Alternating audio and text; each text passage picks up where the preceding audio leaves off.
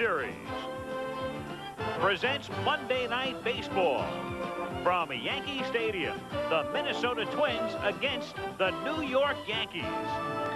The Twins feature Kirby Puckett having another big year, second in the league with a .350 average. While the Yankees have risen to the top of the American League East in large measure on the steady shoulders of Dave Winfield.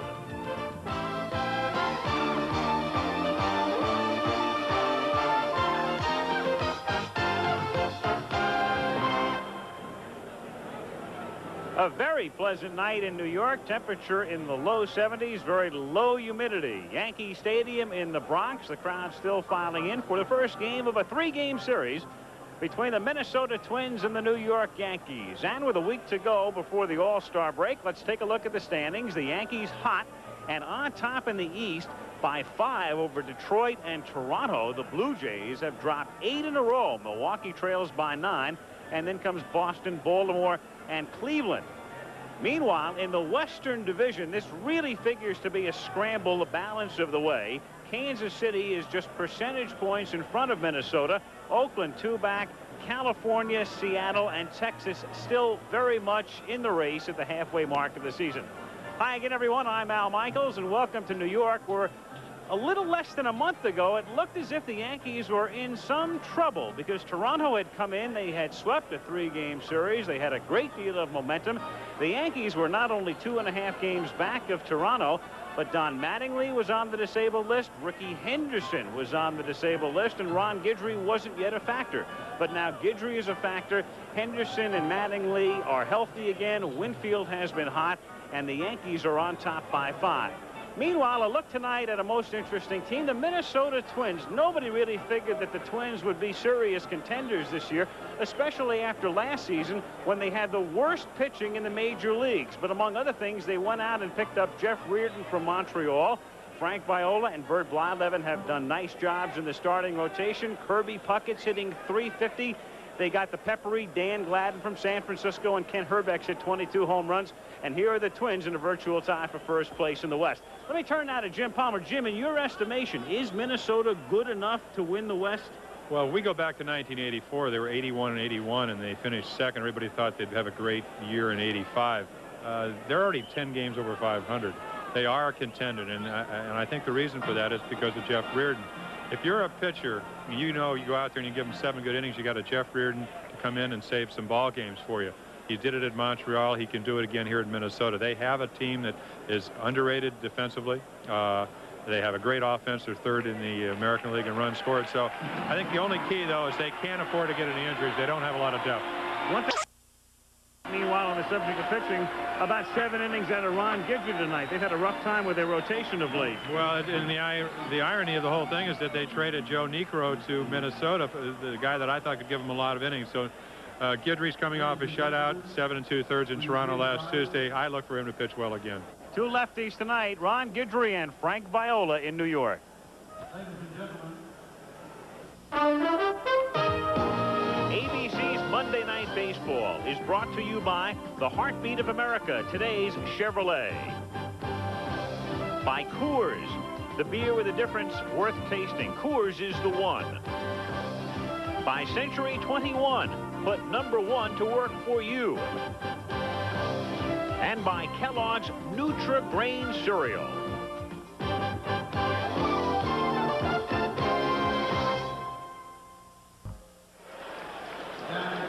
Greg Kosk is the plate umpire tonight with Rocky Rowe at first, Larry Barnett at second, and Vic Voltaggio at third. As the Minnesota Twins come in to begin a 3-game series, they have Dan Gladden leading off, Kirby Puckett hitting in the 2 spot tonight, then Brunansky, Gagney is the cleanup hitter, Hrbek, Larkin, the switch hitting DH, Laudner, the catcher, Lombardozzi at second, and Greg Gagney batting ninth with Frank Viola on the mound. And the Yankees go with Rickey Henderson in left, Gary Ward in center, and Dave Winfield in right. The infield of Don Mattingly at first, Randolph at second, Tollison at short, and Morocco just called up from Columbus on Thursday at third base with Rick Cerrone catching. And on the mound, Ron Guidry, who became a free agent, sat out until the 1st of May, re-signed with the Yankees at that point. Worked his way back with some stints in Florida and one in AAA.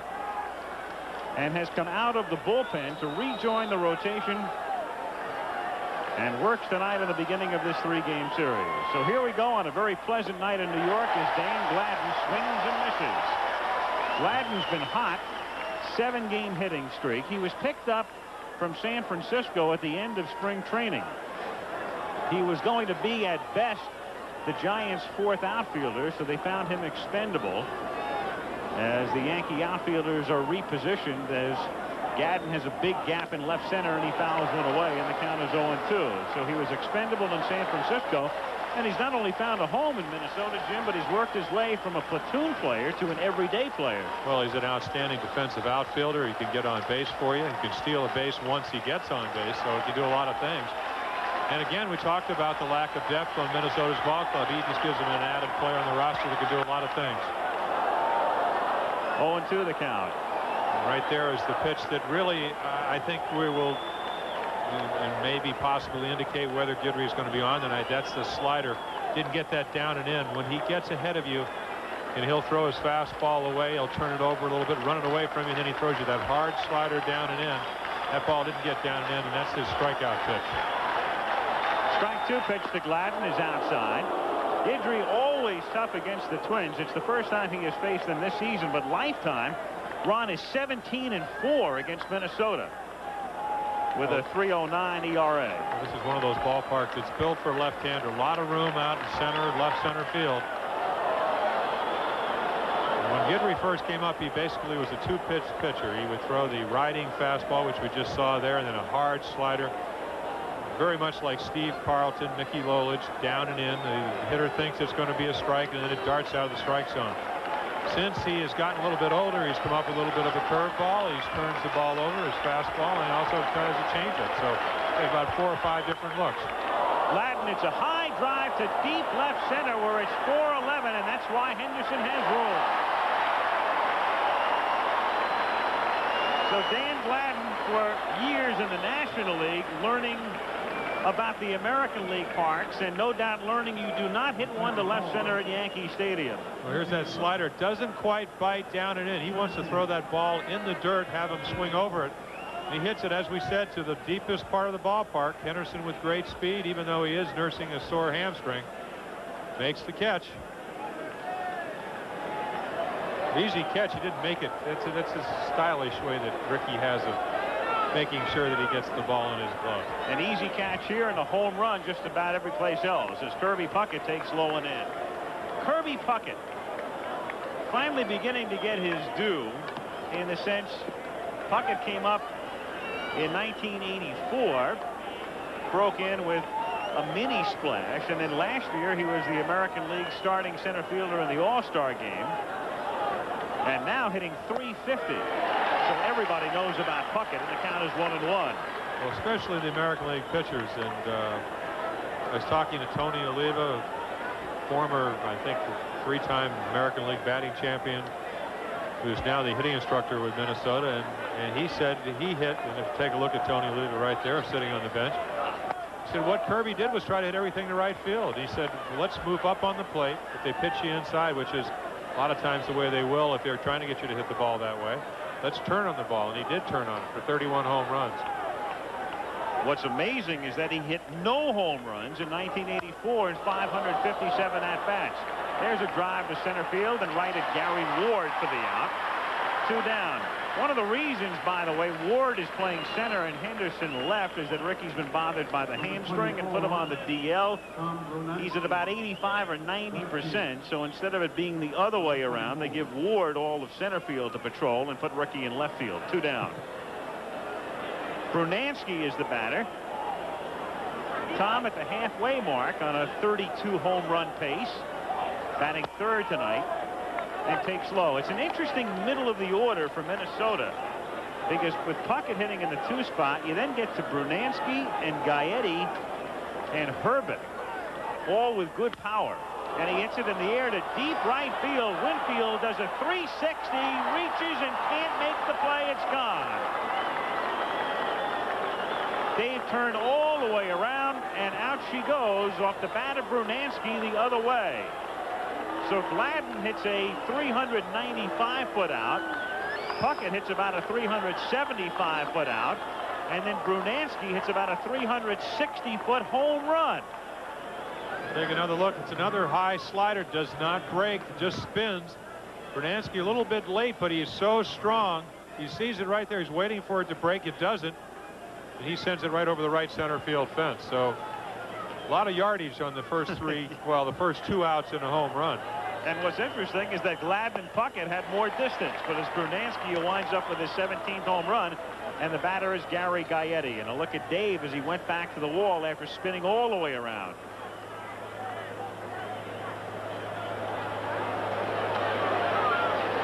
To Gagney is grounded to third, and Morocco backhands, has a long throw, and he's got a good arm, as you can see. One third baseman throws out the other. There's Brunansky, who has given Minnesota a 1-0 lead after a half.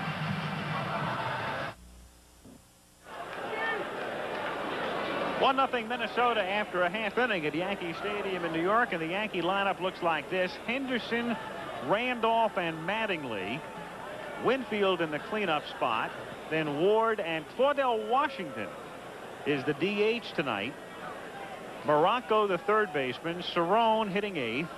And Wayne Tollison batting 9th for the Yankees. The Twins back of Frank Viola, the outfield of Dan Gladden, Kirby Puckett, and Tom Brunansky, with the infield of Gary Gagney at third, Greg Gagney at short, Steve Lombardozzi at second, and Ken Hrbek at first. Tim Wagner does the catching. And on the mound is a man who goes to the mound every 5th day and has for the past 4 seasons. Frank Viola grew up in the area, went to St. John's, and he and Bert Blyleven, along with Mike Smithson, now the mainstays in the Minnesota rotation. Well, we talked about in the opening whether they would have a chance to stay a contender for the American League West, and this is one of the big guys that is going to have to come through. And it's kind of a misleading 1-loss record. He's been beaten 1-0 twice, and also a 3-2 loss. His 3 complete games on the year, and those 3 complete games were all losses. So he's a guy that has an overpowering fastball well into the 90s, a strikeout pitcher, a good changeup, and a curveball to go with it, and he's left-handed. Rickey Henderson to lead things off after a 3.5-week stint on the disabled list. He'll be followed by Randolph and Mattingly. Rickey not quite 100%, and if you needed evidence, just go back to yesterday's game, and there is more evidence, in fact, hitting 185. But yesterday he did something he's never done in his big league career, and that is hit into double plays on consecutive at-bats. In fact, it's only the 2nd time in his career he hit into 2 double plays in the same game. Even though he did steal a base yesterday, his 24th of the year, and his first over an 18-game period, which didn't include his stint on the disabled list. And he hits a high drive to deep left field. Going back is Gladden, looking up, and makes the catch. So both leadoff men drive it to the wall, but both are gone. Gladden sends Henderson all the way to the fence, and then Rickey sends Gladden. Well, when you can steal bases like Henderson can, and you miss with the first pitch, and it's 1-0, he's looking fastball all the way. He gets a high fastball, just gets under it a little bit. Pull a little bit more, it'd be a home run, and they're Gladden at the base of the wall to make the catch. Situation where almost at Frank Viola, you have to throw him a strike. He did, and he almost hit a home run. Willie Randolph, having a great season, takes inside. Funny, Lou Whitaker, who's not having nearly the season Randolph is, will probably be the American League starting second baseman. Low, and the count 2-0. Willie does figure to make the team as a reserve. He leads the league in runs scored, and he's got some pretty good company there. He's 2nd in the league in on-base percentage, 2nd only to Wade Boggs. The way you do that is you walk a lot. You hit for a high average, and you have 53 walks. And I said, Willie, how come I pitched against him for years, and I thought, here's a guy that makes you throw strikes, pretty much almost could look for a fastball because he doesn't swing at too many breaking balls. And he said, I have gone to a lighter bat, and you can see the small bat. I said, Little League World Series is not till August, Willie. But he's using a bat that's about 31 ounces, and he's pulling the ball. I think the mindset when Billy Martin was here, you got to hit the ball to the right field. You have to hit the ball behind the runner. He's pulling the ball a lot more, and his average is much higher. And he's worked the count to 3-1 with one away, and now he's on. So that's walk number 54. He's third in the league. And again, at the halfway mark of the season, just double the figures, and you're looking at a man who figures to walk about 100 times this year if he's not hurt. Don Mattingly now comes to the plate. Mattingly on the disabled list with a back injury. His numbers are pretty good since he's come back from the disabled list, but he's not real happy with the way he's been swinging. And he was out here early with Bobby Mercer working on his stroke. He's never really content. That's what makes him as good a player as he is. But he is content with the amount of runs he's driven in. He's not getting very many fastballs the inside part of the plate. He said when he does get the ball on the inside of the part of the plate, which is the pitch that he usually can pull for the long ball, he's missed it. But he is getting his singles and doubles to left field.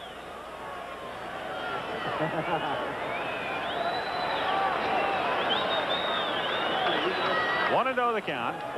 Mattingly is hitting .306 against lefties this year, so he hits a fly ball to left field, and Dan Gladden drifts over toward the corner and makes the catch. And there are 2 down. Mattingly gone with Minnesota leading 1-0 on a Brunansky home run, and Dave Winfield, who really did the job when the pressure was on with Henderson and Mattingly both on the disabled list, and with the problems the Yankees were having with their left-handed hitters, problems that eventually sent Dan Pasqua back to the minors. Mike Pagliarulo's average low, and the Yankees needed somebody to step in, and Winfield sure did. Well, George Steinbrenner many times has called him Mr. May. This year you can call him Mr. June, because he had a terrific June and almost single-handedly carried this ball club when you had the 2 key injuries. RBI leaders, George Bell on top, Wally Joyner, and then there's Winfield at 66. Number 3. Randolph at first base, 2 down. Bottom of the first inning. You know, you think about Winfield and you forget about all of the time he spent in the National League. He's been here so long. He's in his 7th season with the Yankees. But when you go back through his career, you realize he has still played more games in the National League than in the American. Came up with the Padres in '73, and the count is 1-1.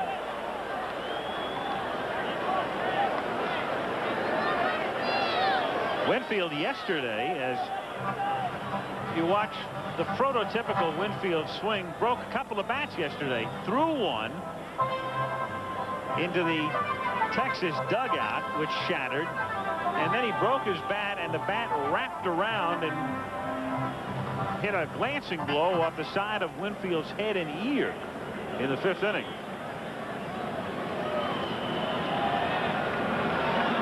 One ball, 1 strike the count. In there, and the count is 1-2.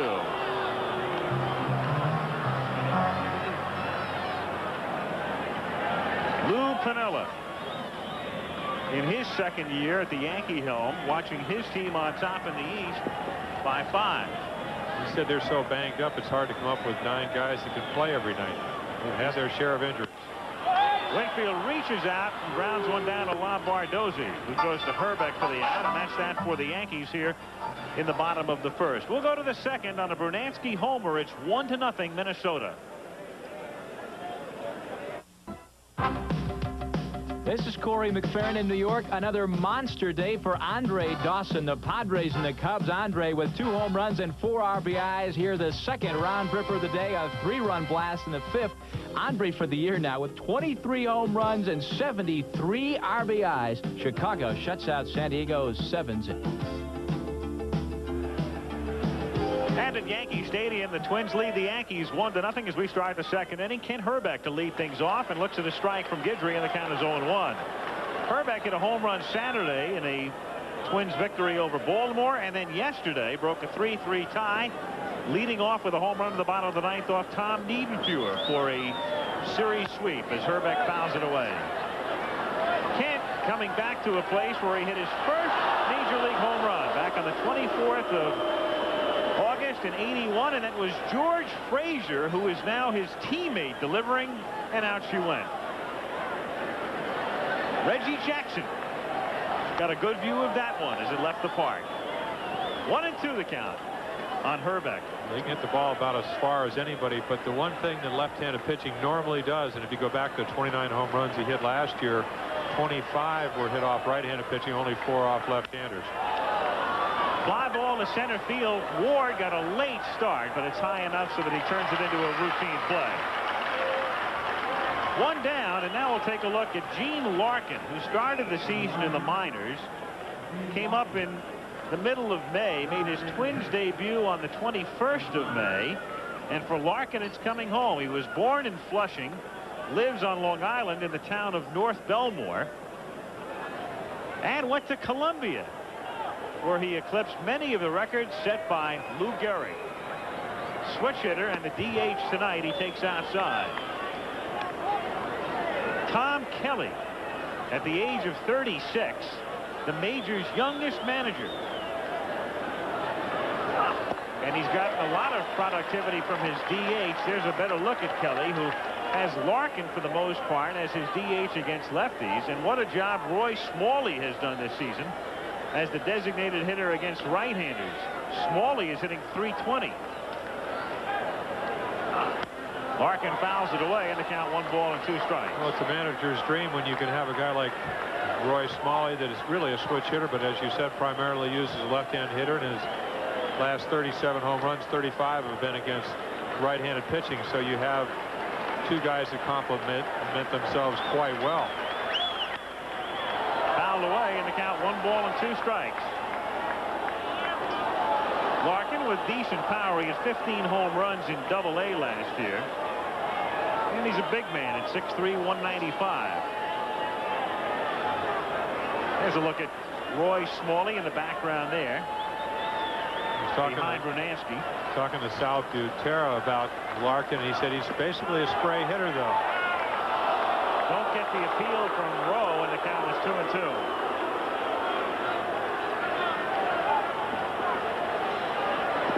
Take another look for yourself. Does the bat go out in front of home plate? Well, he stopped it pretty well. As you said, Al, 6'3", and pretty good strength to stop a bat like that. Little looper to the right side, and an easy play for Willie Randolph. Larkin becomes out number 2. And now we'll take a look at Tim Laudner. Laudner's average as he stands in is a measly 183, but he has 10 home runs, and he has those 10 home runs in only 131 at-bats. So here's a guy for whom it is all or nothing. He has 24 hits this season, 10 homers. Well, he's a big free swinger. Remember back in '82, I pitched against him. You don't have to really keep the ball in the strike zone, especially if you get ahead. He has a tendency to chase the high inside fastball, also the breaking ball away. But here's a guy that in the minor leagues hit 42 home runs one year, so he has awesome power. Just contact's the problem. He did that in Orlando in 1981. In for a strike, and the count is 0-2. Twins have Butera as the backup catcher. Also, Tom Nieto will be coming off the disabled list shortly. Nieto had started the season as the regular catcher. And Laudner has played quite a bit of late. And down he goes. Laudner gone on 3 pitches, and the Twins are gone 1-2-3. 1-0 Minnesota. Yankee Stadium in New York as we go to the bottom of the 2nd inning. Minnesota on top 1-0, and the Yankees will be sending Gary Ward, Claudell Washington, and Jeff Moronco to the plate.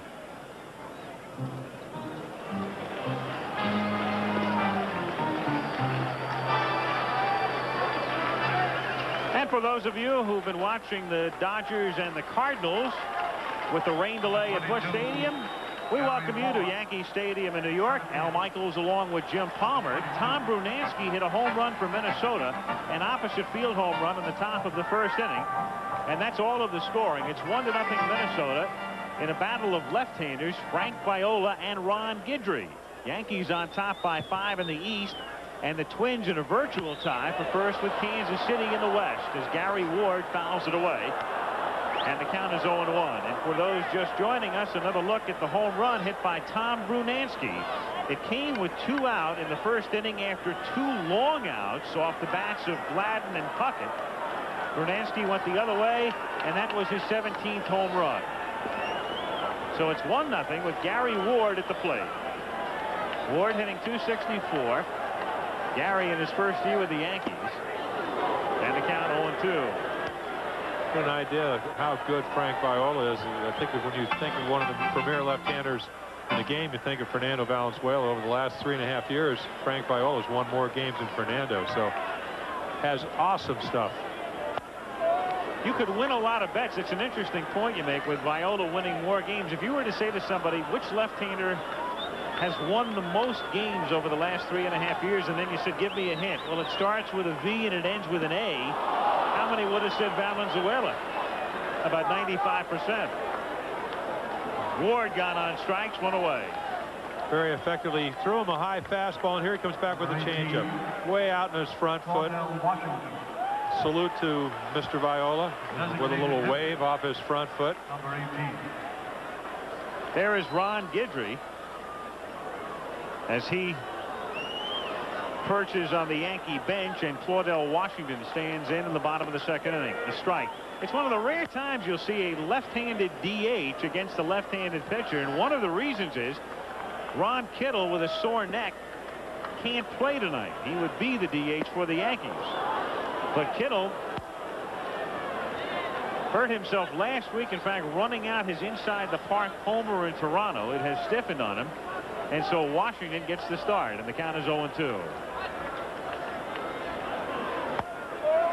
Viola missing with a fastball. 1-2. Another illustration of what Lou Piniella was telling about how difficult it is to make up a lineup. Kittle having an exceptional year at .305, hitting for the highest average that I ever recall him hitting for. And he's not available to put in there.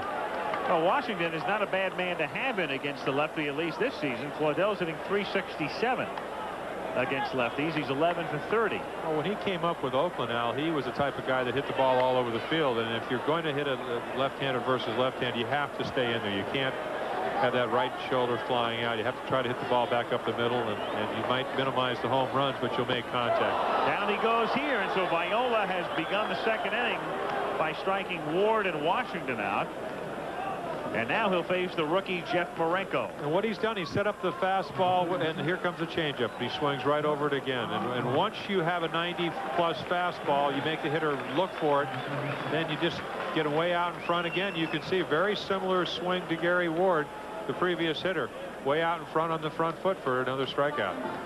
Jeff Marenko.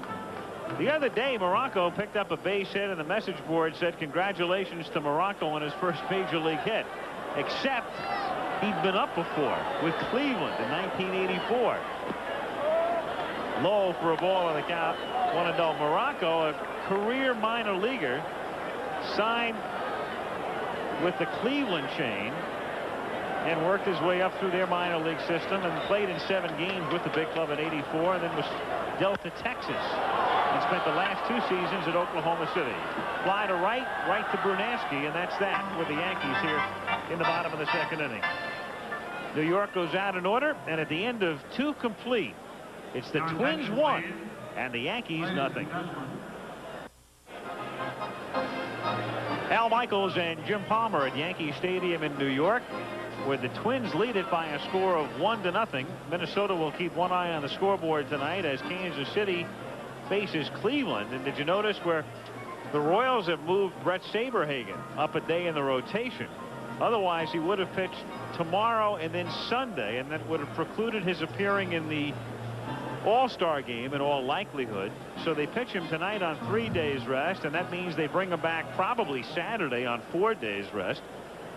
And he can start, if John McNamara so deems, the All-Star game in Oakland a week from tomorrow. But as we start play tonight, it is Minnesota trailing Kansas City by percentage points in the West, and Oakland third, 2 back. Steve Lombardozzi, Greg Gagney, and Dan Gladden. Those are the 8, 9, and 1 hitters for the Twins in the 3rd inning. Steve known better for his glove.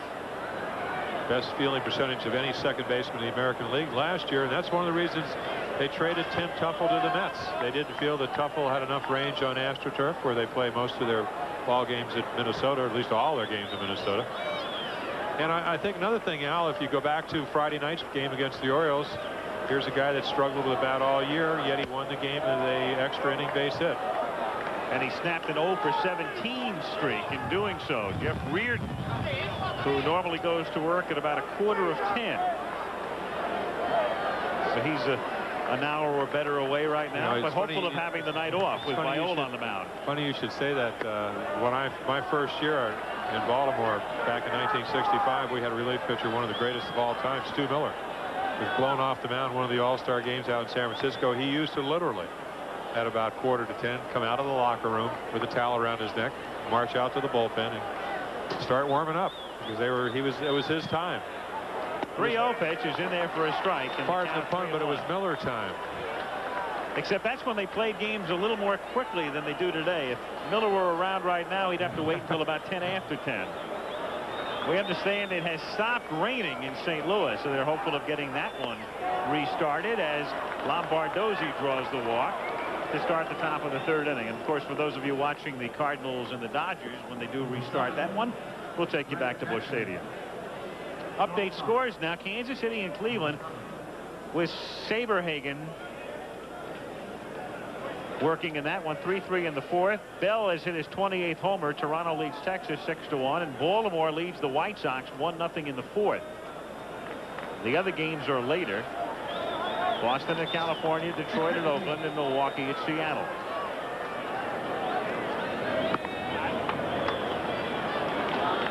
We just saw a rarity. Ron Guidry walking somebody, especially a leadoff hitter, had the best control record of any pitcher with over 162 innings last year. Again, this year, exceptional control.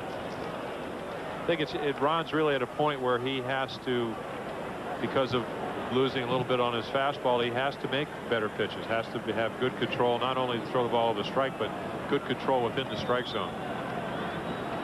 Greg Gagney laying down a bunt. Guidry down off the mound in a hurry, but has to settle for the out at first base as Lombardozzi advances. Mattingly gets the put out, 1-3 sacrifice, and with Lombardozzi now at second and 1 down, to the top of the order, and Dan Gladden, who flied a deep left field, 395 to 400 foot out in the 1st inning. Just about all the Twin players I talked to before the game said that what they liked about Tom Kelly, he was bold and he did brazen things, but that is very conventional baseball. When you have a guy like Viola that is pitching and seems to be throwing the ball very well tonight, a lot of times with a 1-0 lead, you want to add a run, make it a little bit easier on your defense, put a little more pressure on the opposing ball club. So you get the guy to second base and you give Gladden, who, as you said, has been very hot, an opportunity to score another run. And you've got Gladden, and if he can't do it, you still have Puckett hitting .350 with Brunansky following him. So the runner at second base, Cerrone and Guidry get together to recheck the signs with 1 out in the 3rd inning, and Minnesota leading 1-0. Lombardozzi at second. Gladden at the plate. Among other things, he's given them a good leadoff hitter. He's given them some speed. Dan can run. He has 13 steals.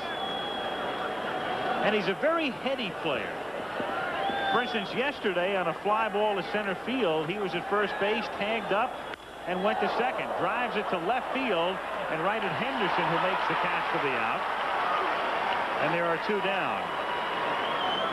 Not that tagging up from first is stop the presses stuff, but it's the type of play you don't see that often, and you should see more often than you do. And Gladden was right there and alert yesterday, and he goes from first into scoring position on a fly ball to center. Well, it's just continuous pressure on the opposition. Puckett standing in. Unfortunately, Puckett has to play in the same league with Wade Boggs. Otherwise, he'd have a great chance at a batting title. Kirby fly to deep center in the 1st. 1-0.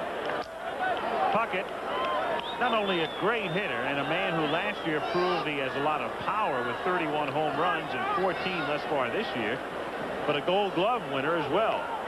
But it's interesting in talking to him how he said his job description changes when he hits second instead of third.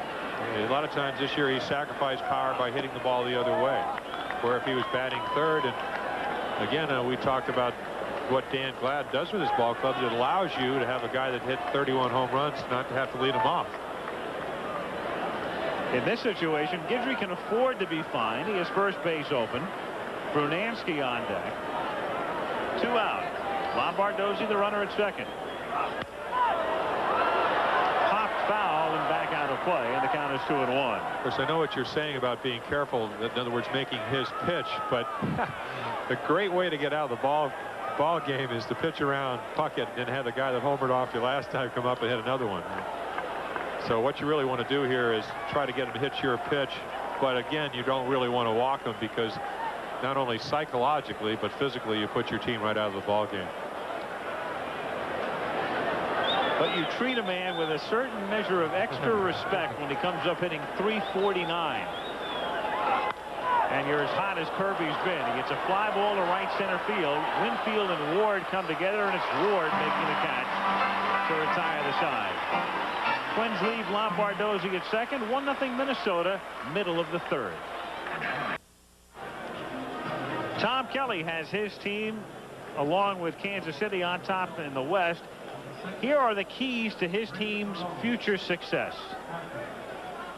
I think our starters have to be consistent for us. Of course, they're not going to be able to do it every time out, but we can't go into a streak where they all have a bad go, you know, where we're going to lose 4 or 5 in a row. We have to try to stay away from that. And Blyleven, probably our key man, and Viola, they're very capable of throwing out a good ball game for you every time they go out there, and hopefully they're going to give it to us, and we can stay away from any prolonged losing streaks, and hopefully as the Smithsons and Les Straker and Berenguer and Reardon will keep going the way they are, and we'll put together some winning streaks, and I think that'll keep us up on top. It always comes back to pitching, doesn't it? It certainly does. Blyleven over 4,000 innings. Won yesterday, went 9 innings. It's like a dinosaur now, going 9 innings. Ask Piniella. Rick Cerrone, Thomason, and Henderson, the 8, 9, and 1 hitters.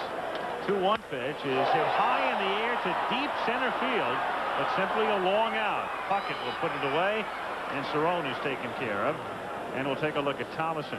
On the subject of complete games, the Yankees haven't gotten one since the 10th of May.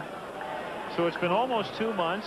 Oddly, it was against Minnesota, and oddly, it was Charlie Hudson who pitched that complete game. He was subsequently farmed out and just brought back up tonight with Rich Bordy sent to Columbus. Of course, if you look at the Yankees pitching staff, Rasmussen is really, his 7-4 is having a lot of problems with his control. So when you're throwing on constantly 140 pitches and you're somewhere around the 7th inning, it's tough to go 9 innings. Tommy John is ancient, so you get 6 or 7 quality innings out of him and you're happy. And the only other guy really is Rick Rhoden, who's won 10 ball games and having an outstanding year. But this is something we talked about a month ago. What they need is innings from their starters, and that's why I was very surprised they let Joe Niekro go. Even though they did need a left-handed hitting catcher in Mark Salas. Niekro is due to pitch tomorrow night against Tommy John in a Geritol battle. 0-2 pitch is fouled away on Thomason, and the count remains 0-2 on Wayne with Henderson on deck. There's a look at Rick Rhoden, and next to him, left of the screen, is Mark Salas, who started the season with the Twins and then was traded to the Yankees last month.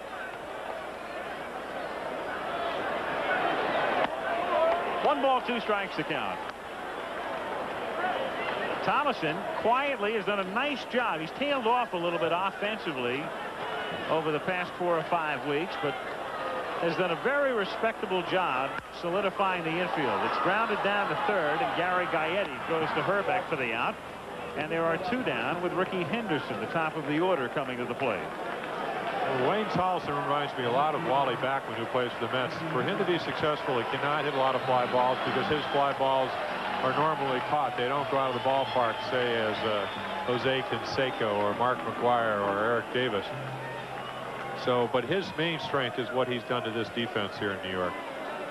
Rickey Henderson, his average slipping, he's 5 for 27 now since coming off the disabled list. Rickey with a deep drive, but caught by Gladden at the fence in the bottom of the first inning. He came just a couple of feet shy of hitting another leadoff home run. He's hit 33 during his career, and he's only 2 shy of the major league record held by Bobby Bonds. 1-1 to count. Well, the National League counterpart of Rickey Henderson is the man that we saw, Tim Raines, except that Henderson can hit with more power. 1-1 to Henderson. Outside, ball 2. It's 2-1 with 2 out and the bases empty. We're in the bottom of the 3rd inning. Minnesota leading 1-0 on a home run by Tom Brunansky. And again, for those of you expecting to see the Dodgers and the Cardinals, that game is being delayed by rain. There it is once again, Al, the 2-1 changeup. You know the guy's got a 95-mile-per-hour fastball. You're looking for it. Figure he's going to have to throw you a strike. What's he do? Just change his speed. Way out in front again. It's something we're going to see all night long as Viola keeps the ball down in the strike zone.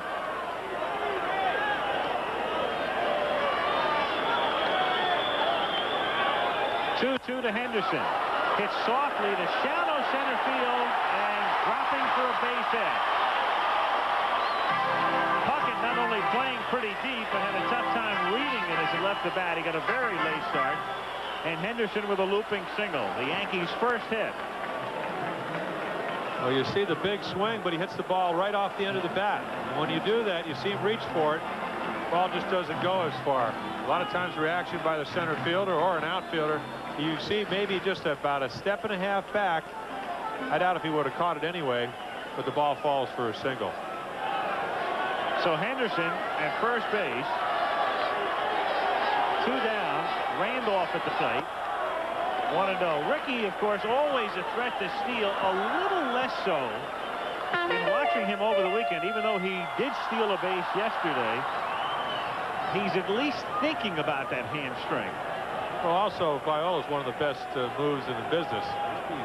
This year, 122 innings. They've only stolen 3 bases. Attempted 7, so they caught 4 out of the 7 runners. So much lower percentage than any of the other Minnesota pitchers. And that, of course, one of the facts is that he's left-handed. He can look at the runner. Of course, the key to getting or keeping the runner from stealing, of course, is getting the ball to home plate as quickly as you can.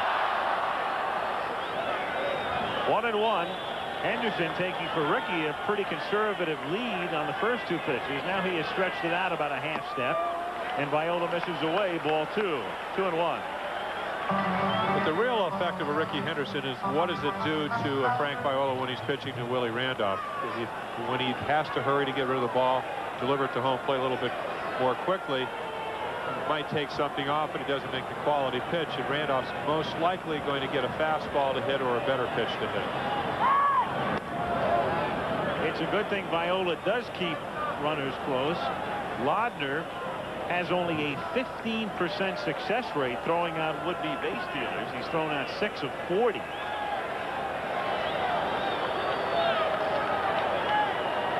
Rickey bluffs going, and the pitch is up and away. It's 3-1 with Mattingly on deck. So that's again what Rickey Henderson can do. He hits a looper to center, distracts Frank Viola, counts 3-1. Willie Randolph can pretty much look for the pitch he wants to hit here. If he doesn't get it, he can either take it for a strike if it happens to be a strike, or he can look for his pitch and try to get a good swing. 3-1, he takes it for a strike, and the count is full. So now Henderson will be going 3-2. 2 down. We're in the bottom of the 3rd inning at Yankee Stadium with Minnesota leading 1-0.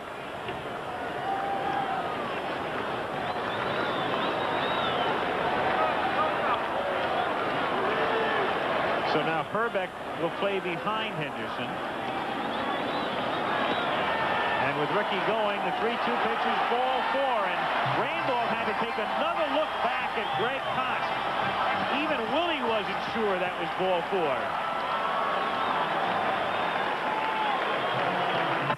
You can see the smile on Frank Viola's face, and you'll see why right here. Look where this pitch is. Looks like it caught the inside corner, but then again, I'm a former pitcher. But again, as we said, Willie Randolph takes his pitches so well. He dove back from the plate, gives Greg Koss, the home plate umpire, another look, and a lot of times you don't call a strike a strike. Mattingly at the plate, Henderson at second, and Randolph at first. High for a ball, 1-0, and Wagner will go to the mound.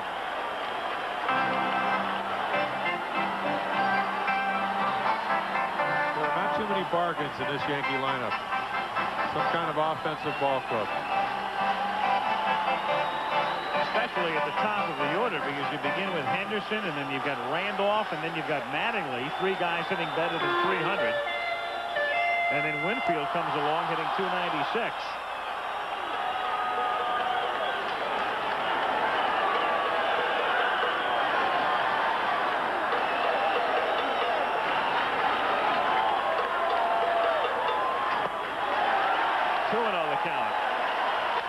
Not only a great hitter, as you all know, but a guy who does figure to put the ball in play. He struck out only 5 times in his last 136 at-bats. This is a situation where he will look for a ball in the inside half, and if he does, he's going to try to drive it. 3-0. And Winfield is on deck.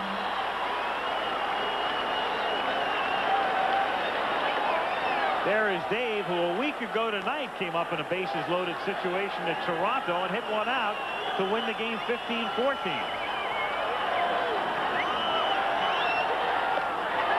And they're loaded for Dave.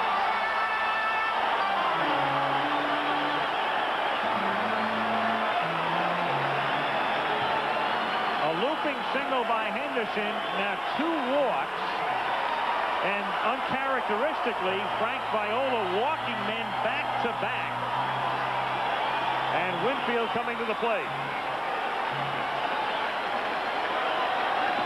Viola got Winfield to chase a pitch on the corner or just outside in the bottom of the first inning, and he bounced weakly to the second baseman. So let's see if he tries to keep it in that area again.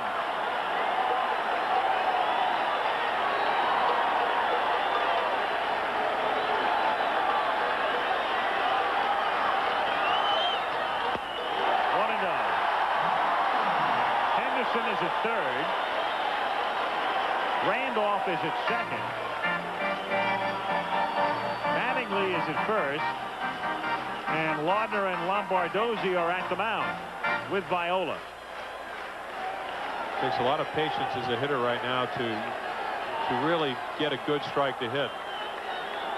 You know, Winfield's got to figure he's going to throw him a strike. He's going to try to throw a fastball on the outside part of the plate, which is really where Winfield likes to get his arms extended. Showed me a lot of guts to throw anything other than a fastball on the outside part of the plate.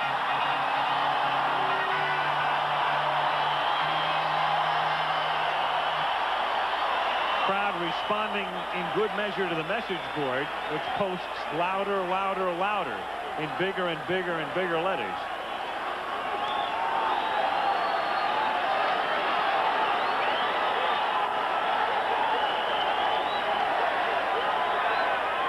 Winfield in there, 1-1.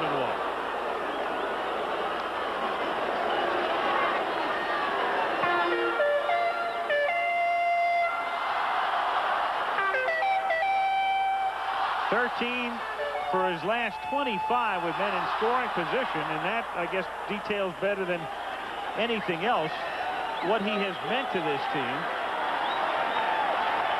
over the past few weeks.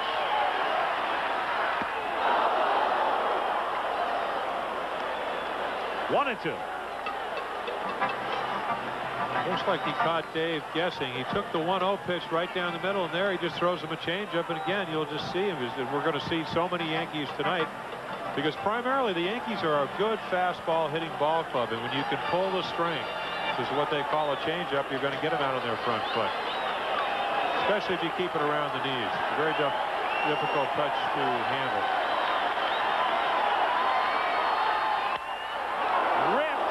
Look out. Woo. Pretty good idea of Dave Winfield's arm span. That ball was up and away.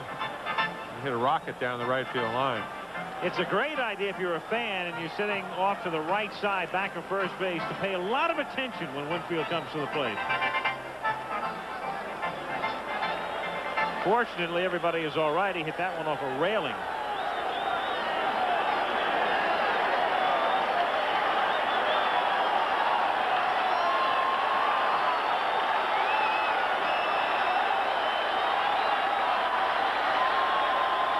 To Winfield, took something off it, and it's fouled away.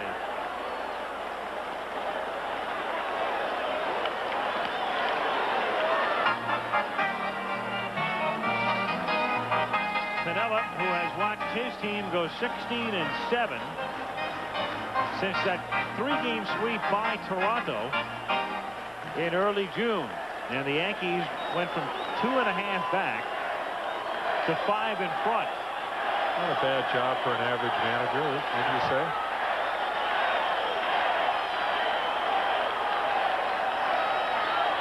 Of course, George Steinbrenner did say Lou knew what his job description was. He had to win, and he's done that.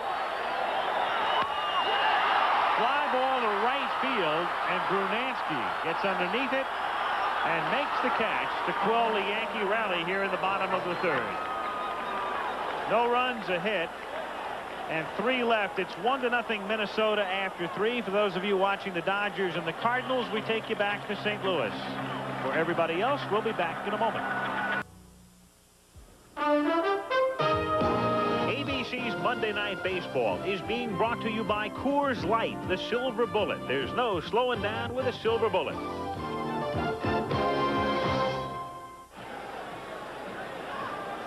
Through 3 innings, the scoring wrapped up in this one play. Tom Brunansky in the top of the 1st inning with 2 out and the bases empty. You drive to right field, and after Dave Winfield had done a 360, out you went. 1-0 Minnesota.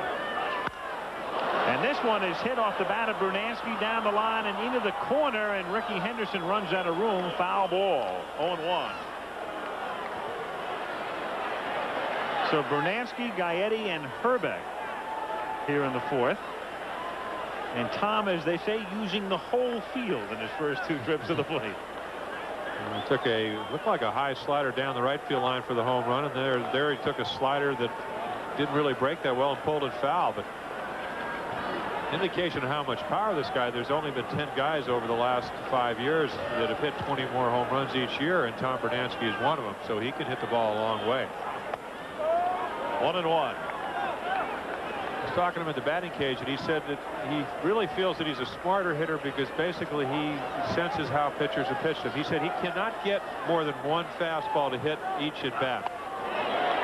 He got one there, and the count 1-2. Yes, unfortunately, he swung one and was in the glove. And that's the old Ron Guidry fastball. And Lou Piniella was talking that in that 7 2/3 innings of shutout ball in Toronto, he was up around 87 miles per hour. I think that's on the slow gun, so he's well over 90 miles per hour. So there's still a lot of life in the Gator's arm. Another fastball. Brunansky, it's a high drive to right center field. Ward is there, though, and makes the catch for the out. A lot of fly ball outs thus far. That's 6 to the outfielders and 1 other pop-up caught by the second baseman. So they're hitting it in the air against Guidry to this point. A reminder following Nightline tonight, ABC Monday Sports Night, featuring, among other interviews, a visit with Paul Newman about his driving career. Well, they call that portion of Yankee Stadium Death Valley, and if you can pitch up out over the plate, and Guidry is able to do that, and I think that's one of the reasons he's been so successful here at Yankee Stadium, you're going to get a lot of fly ball outs. It's really you're working 2 planes. You're running the ball away, and then you're throwing that hard slider down and in, so the hitter can't really sit in one particular area. Fouled away, and the count 1 ball and 1 strike on Gary Gagney, the G-man they call him. I guess you could call either of the guys on the left side of the infield G-man, Gary Gagney and Greg Gagney. But he's G-Man 1, and you earn that honor by hitting 34 home runs, which he did last year. And you combine that with winning a Gold Glove for fielding excellence. You know, it's funny because a lot of people think, well, sure, the Twins hit a lot of home runs because they play in the Metrodome. And granted, it doesn't hurt, but it doesn't help nearly as much as you would think. And we could load you down with a bunch of numbers that would prove it, but take it from us that the Metrodome in Minnesota does not have as great an effect as its reputation would lead you to believe. Gagney is a guy who, well, he could point to a situation last year where he hit 34, he hit 16 at the Dome and 18 on the road. Fouled away. It's still 2-2. I think the fallacy as far as being a home run ballpark was established the first year before they had air conditioning. When they built that ballpark, they wanted to get it under budget, did not have air conditioning, and the ball did carry a long, long way. But if you're left-handed, you do have a short porch in right field, but Gagney, as you can see, is, did I say right-handed? If you're left-handed, you have a short porch, and if you're right-handed, you have to hit the ball fairly good distance to get the ball out of the ballpark. 3-2 on Gagney with 1 out and the bases empty. Minnesota leading 1-0. And it's fouled away. So still 3-2 with Ken Hrbek waiting on deck. A look at some of the National League scores with the games in progress right now. We told you about the Cubs winning 7-0. San Francisco, a rain delay now in the 9th. They lead Pittsburgh 7-5, and the Dodgers and the Cardinals getting back underway after a rain delay as Gagney draws ball 4. Second walk given up by Guidry, and it will bring up Hrbek. It's raining in Cincinnati, so they're delayed there, the Phillies and the Reds. It's also raining in Atlanta. The Mets are there. And Houston, it might be raining there, but we'll never know with the Dome. It's 2-0 at the end of 1. Hrbek fly to center in the second inning. It's a ground ball to Randolph. He goes to Tollison. Back to Mattingly. Double play.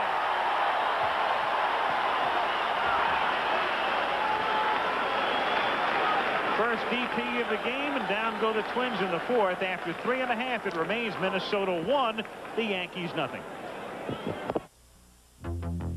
This is Corey McFerrin in New York. The Dodgers and Cardinals, that rain delay in St. Louis, absolutely no effect on Jack Clark. What a year he's having. Bottom of the first inning, this 2-run shot to the stands in left field.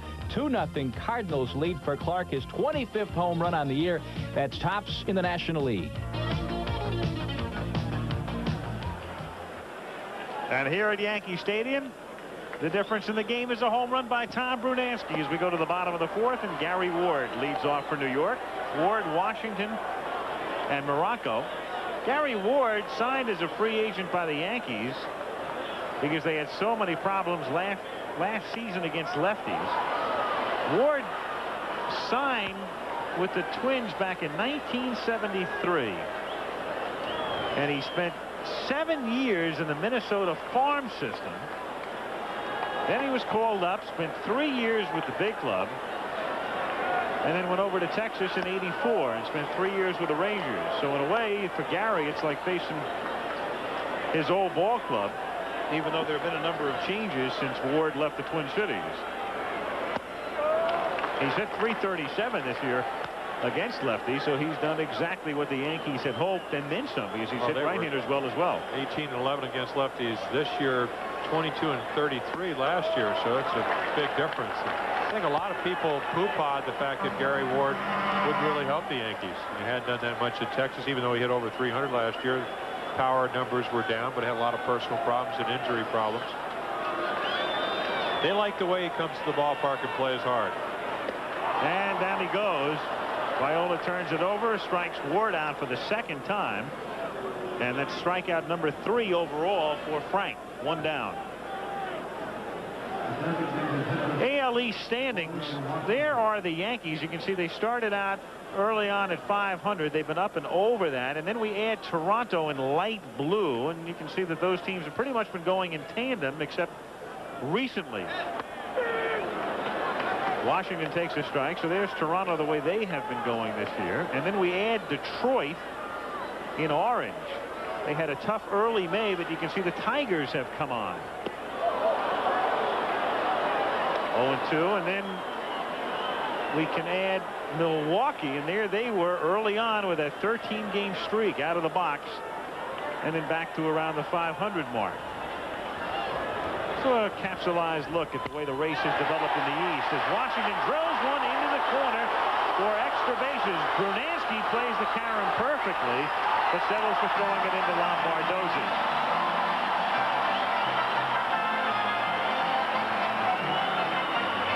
Claudell Washington now 12 for 32 against lefties this season. A nice compact swing. That ball is jolted down the right field line. Claudell coming off a pulled groin muscle.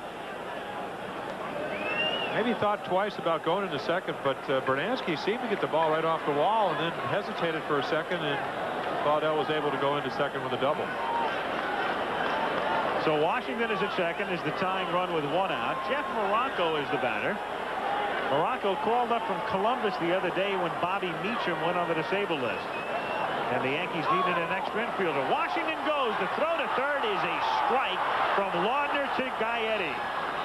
So Claudell Washington thought for some reason he was going to catch Viola and/or Wagner napping. Out by 5 feet.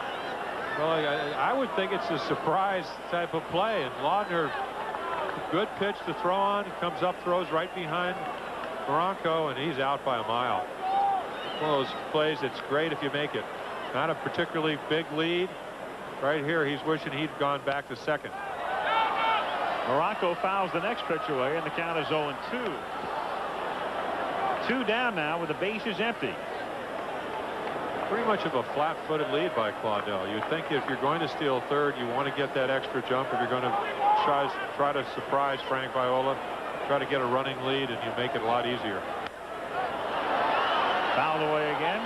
Morocco is a Texan. He was born in Houston and lives in the Houston suburb of Pasadena. He is 26 years old. We mentioned earlier he was drafted by Cleveland. He came up through the Cleveland system, and then Bob Quinn came over to the Yankee front office, so Bob knew all about Morocco, and on his recommendation he was brought aboard. Popped into foul territory, and Gagney is there to make the catch as one third baseman fouls out to the other. No runs ahead and nobody left at the end of 4, 1-0 Minnesota, and we'll be back after this message and news headlines from your local station. All right, I want to see how good your memory is. Tom Kelly, the Minnesota manager, had a very nondescript major league career. Part of one season in 1975. He hit 181. Do you remember facing Tom Kelly? No. I never remember facing the 182 hitter. There he is. Tom Kelly made his major league debut against Jim Palmer. And he doubled. No. He grounded out, but you needed a great play from Bobby Grich. I was talking to him before the game. He said, I got the 2 quickest strikes in history. The next thing I know, it's 0-2. It's the first thing and the next thing I know. It's 0-2. He had a ground ball by Lee May. Grich made a great play, and you got over to first base as he put it just in time. That's what my job was to do. I used to tell my first baseman, you get everything you can. If you can't get it, I'll be there. And if it gets by you, Grich, who was one of the outstanding second basemen. So it was Palmer who sent Kelly on the road to obscurity. No wonder he didn't talk to me very much before the game. I knew there was. And all his players said he doesn't hold a grudge. He's a great manager to play for. Yet we're going back, what, 12 years ago? Still remembers a routine ground ball snared by my second baseman. Absolutely. 3-0 pitch is ball 4. So Larkin starts the 5th inning with a walk on 4 pitches. Guidry has now walked 3 in 4+ innings, and it will bring up Wagner. We came in here, what, about 5 weeks ago or maybe 4 weeks ago when Guidry had just come back from the minor league stint, and he said he really felt that his job this year would be kind of an intermediate long man, sometimes setup man, and next year he'd worry about starting. So I would imagine he'd find himself very surprised that they did trade Joe Niekro to Minnesota, and when he thought he'd be in the bullpen, he's now starting on every 5th day. It's going to take him a while to really get in shape. Larkin at first base. I think also the type of ball game you're pitching in has a lot of difference. The 1-0 games, you cannot relax on any one pitch, because if you do, the score will be 2-0 or possibly 3-0. 0-1 the count. Gagney going to first base twice. If you're wondering about Larkin's speed, with Rick Rennick flashing the signs from third, I guess one indication would be when you look at his record, in 3 full seasons in the minor leagues, Larkin stole 2 bases. So Rickey Henderson, he's not. Well, the normal leadoff first base is about 1.5 steps. If he took 1.5 steps back, he'd be in foul territory. So he has a very minimal lead over there.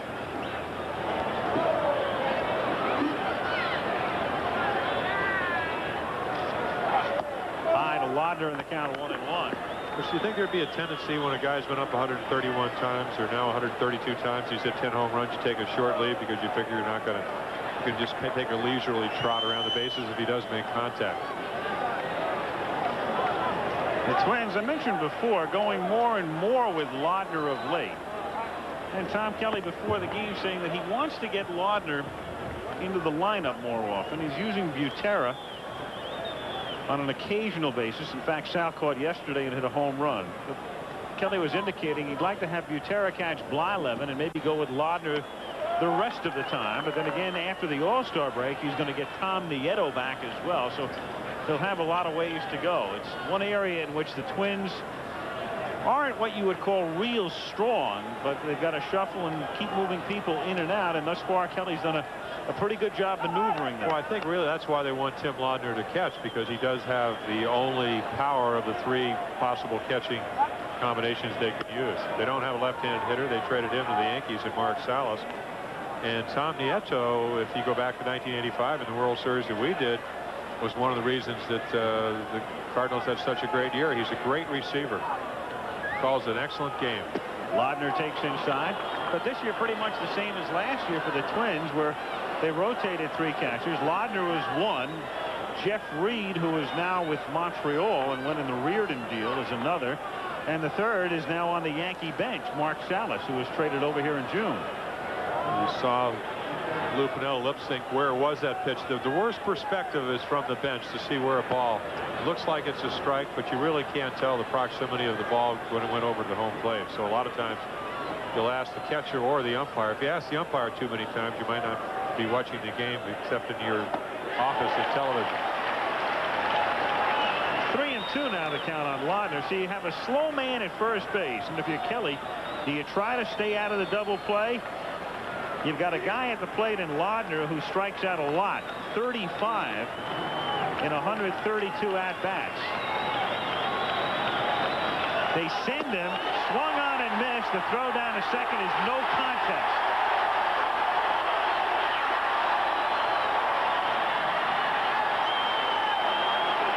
So that's the risk you run. You're trying to stay out of the double play, but if the batter doesn't make contact, it's almost an automatic double play. Well, there's 2 excellent plays here. Gagney makes a great pitch up and in to strike out Wagner. You can see it again right here, inside part of the plate. Throws it right by him, and then Cerrone with a quick release. All Willie Randolph has to do is get out of the way. Which he had a tough time doing. Yes, he did. The ball is so far up in front of the bag. Right there, makes the tag, and then catapults himself over him. Gagney now has 2 strikeouts, in both instances Wagner, and it's a ground ball to Morocco off the bat of Lombardozzi, and the Twins are gone here in the 5th. So we'll go to the bottom of the 5th. It's still Twins 1, Yankees 0.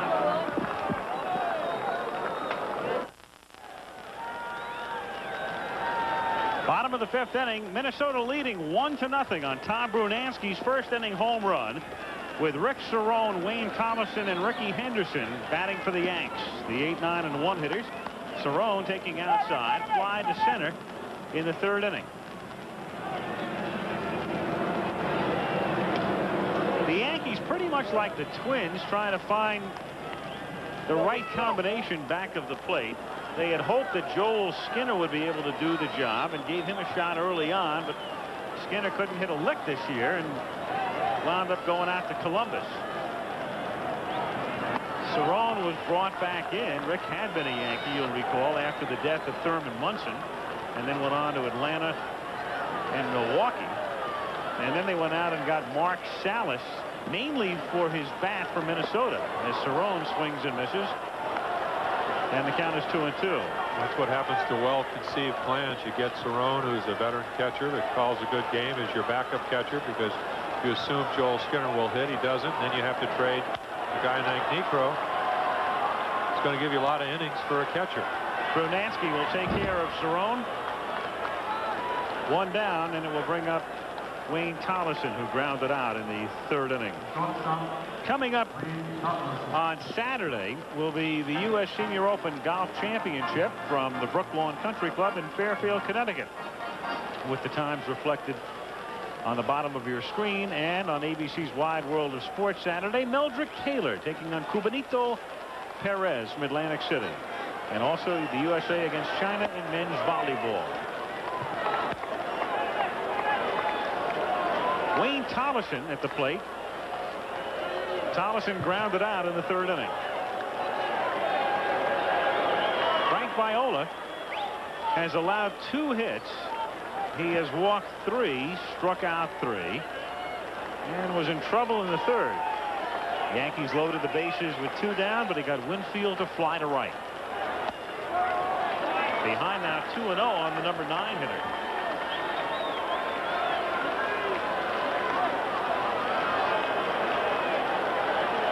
Tollison started last season with the White Sox, and then he came over along with Ron Kittle and Joel Skinner in the deal that sent Ron Hassey, among others, to the White Sox.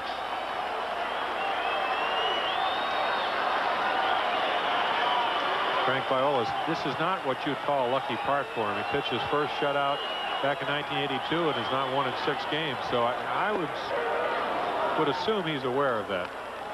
I certainly knew when I did pitch well, what parks I pitched well and what I didn't. Especially a guy who grew up in the area. Yeah. This is his hometown. In for a strike, and the count is 3-2. Viola, born in Hempstead, went to high school in East Meadow, attended St. John's, which is in Jamaica. In fact, he and Ron Darling had a classic college duel in the College World Series. Lombardozzi takes care of Tollison, and Rickey Henderson will be the batter with 2 down. Back in 1981, in an NCAA regional game between Yale and St. John's, it went 12 innings, and Viola beat Darling 1-0, even though Darling had a no-hitter through 11. And we just thought Ron Darling wasn't lucky this year. Yeah, you took the words right out of my mouth. I was just thinking the exact same thing. Darling's luck hasn't changed a lick. Henderson at the plate, 1 for 2. In fact, it was just a week ago yesterday. Darling had a no-hitter through 7 and a 4-0 lead against Philadelphia, and the Mets wound up losing the game. Strike. 0-1 to count on Rickey Henderson, and Tommy John will be going to the mound tomorrow. 44 years old against 42-year-old Joe Niekro. Teaching Paul Zuvella how to pitch. Right. Zuvella happens to be right-handed. Zuvella, the utility infielder. No, I see he's dozing off there. Yeah. Well, Zuvella's a Stanford man. He's saying, hey, what is, you went to Indiana State, Tommy. What are you trying to tell me? That's what Tommy would have been doing in North Carolina. He had taken the job as pitching coach. See, the same luxury, excuse me, Al, that Frank Viola had with Wayne Tollison when he got behind 3-0 and threw him 3 straight fastballs. You have to be careful here because you're looking at a tie ball game. So that's why he threw him a changeup. Not only do you have to respect Rickey Henderson once he gets on base, you have to respect the fact that he did hit 28 home runs last year. One of those rare breeds of a guy that not only can steal bases but hit the ball for power and average.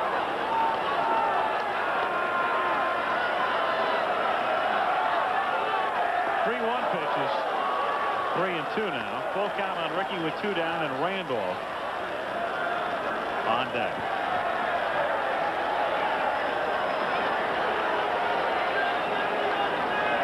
One run, 1 hit for the Twins. Brunansky's homer. No runs, 2 hits for the Yankees.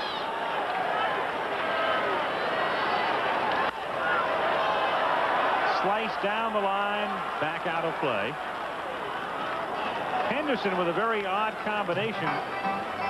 Very infrequently do you see a guy with X number of home runs and less than twice as many RBIs. He has 10 homers, but only 18 runs batted in all season. That does say something for the Yankees catching inabilities, catcher's inability to hit. It tells you something about the bottom of the order. Yes. And Henderson is on. So Rickey draws the walk. Viola, normally with great control, has walked 4 already tonight in 4 1/3 or 4 2/3 innings. But you have a tendency to do that. You don't obviously like to do it early in the ball game to get into big inning situations. But in a 1-0 ball game, and Frank Viola, just as Ron Guidry realizes, each other are pitching very well. What you're going to do occasionally pitch around somebody. And right there, instead of throwing Henderson a 3-2 fastball in the middle of the plate, ball that he can handle well, you try to make the perfect pitch, and he missed. So consequently, you're going to walk a few more batters. Henderson gets picked off. Hrbek to Gagney and back to Hrbek to take care of Rickey. So Rickey gets caught leaning the other way, and the Yankees are gone just like that here in the bottom of the 5th inning. And Viola with that good move and hangs Henderson out to dry. And so the Twins will come up in the 6th inning, still ahead, 1-0.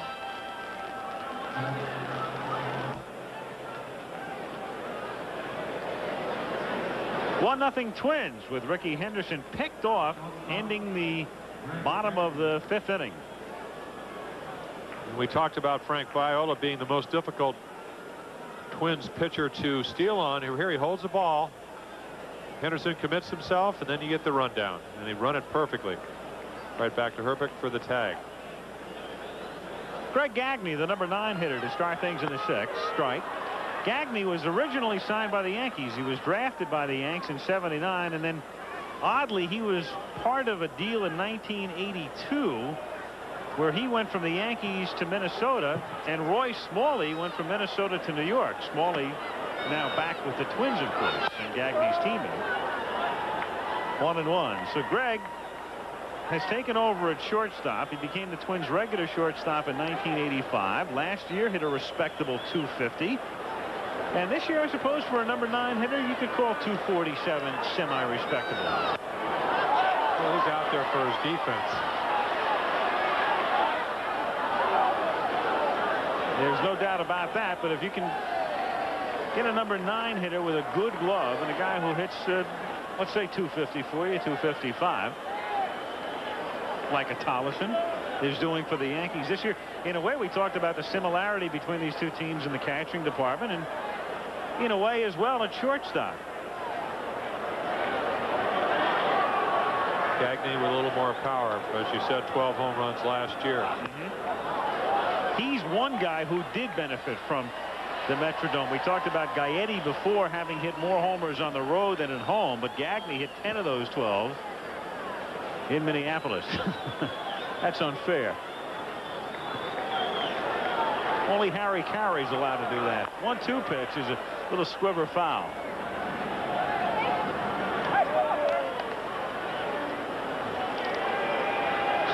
Look at this. This looks like Montauk. Where are the halibut? What's going on up there? I wonder if they throw any back.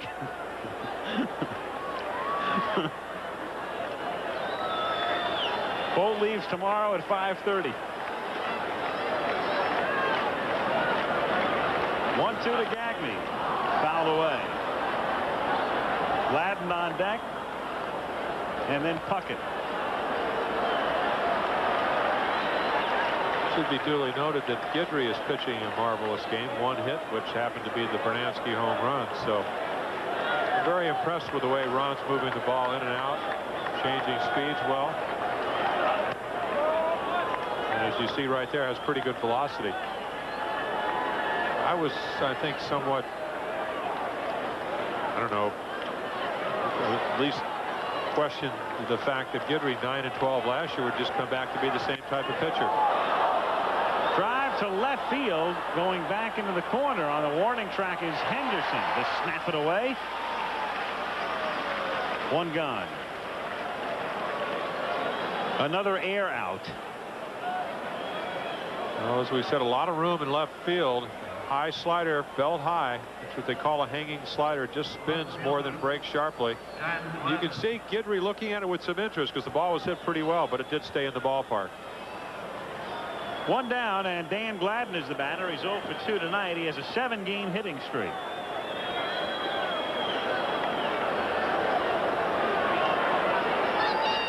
Funny thing about Gladden, he might still be a Giant were it not for the fact that the drug involvement of Eddie Milner did not come about until after the Giants had traded Gladden. Dan was going to be probably the number 5 outfielder at San Francisco.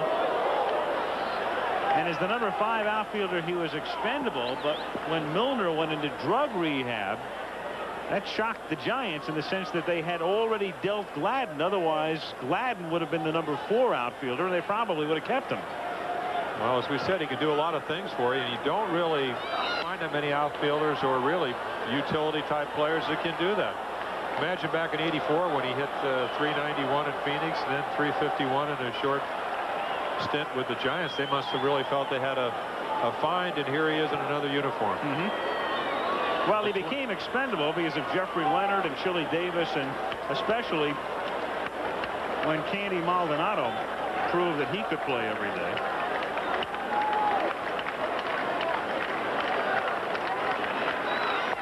Gladden takes inside and low, and the count is 2 balls and 2 strikes.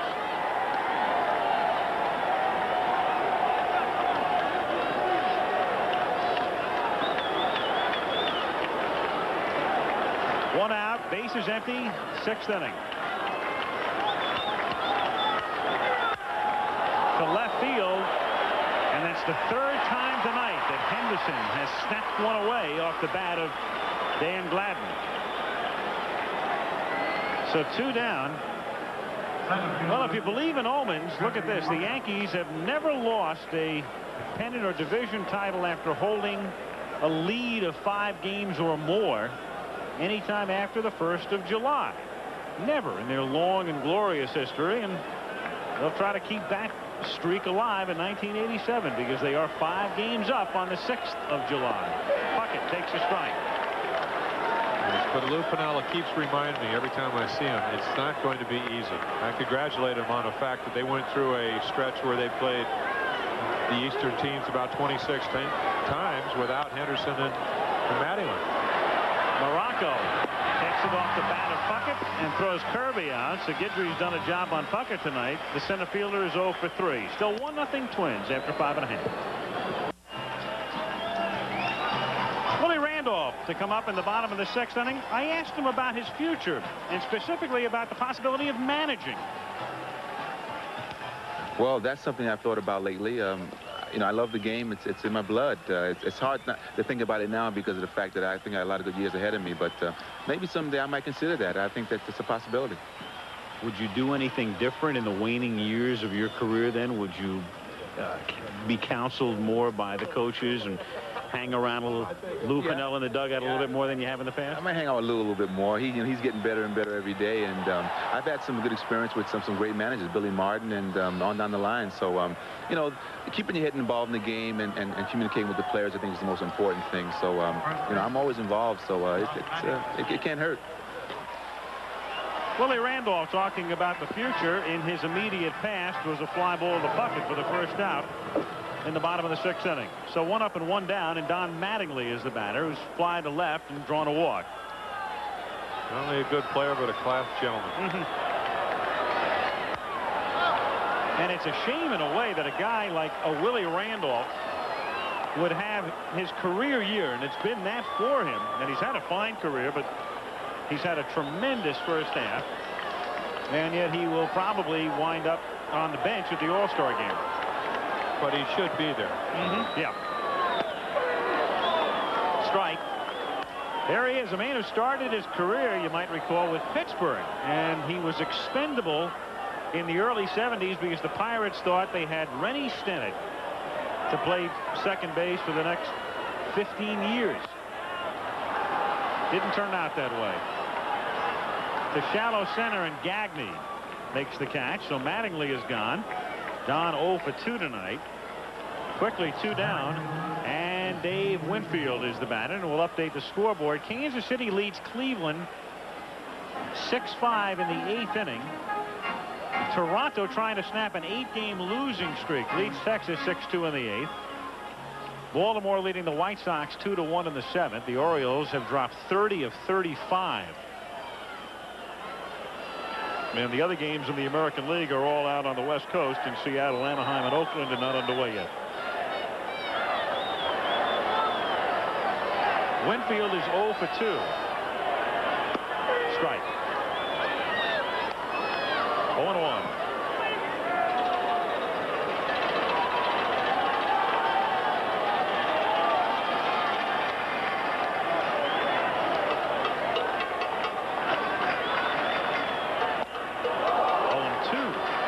Good old-fashioned hardball, and just about every paper I read now, they're talking about the dearth of fastball pitchers in the major leagues. But what's made Frank Viola and Ron Guidry successful tonight is they have established their fastball and then shown the other 2 or 3 pitches they have. Once you do that, you make the hitter have some respect for your fastball. He has to be a little bit quicker.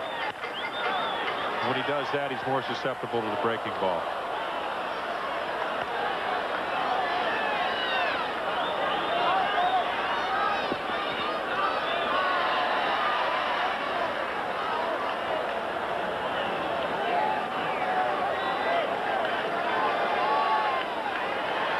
Two out, bases empty.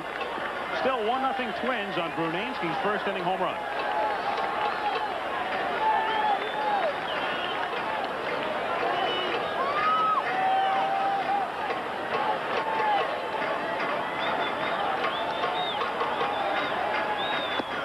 And it's 1-2. Gary Ward would be next if Winfield keeps it going in the bottom of the 6th inning. There he is.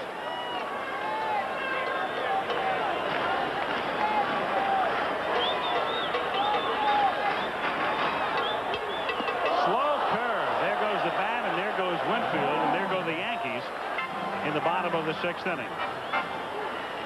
4 Ks for Viola. On to the 7th. 1-0 Twins.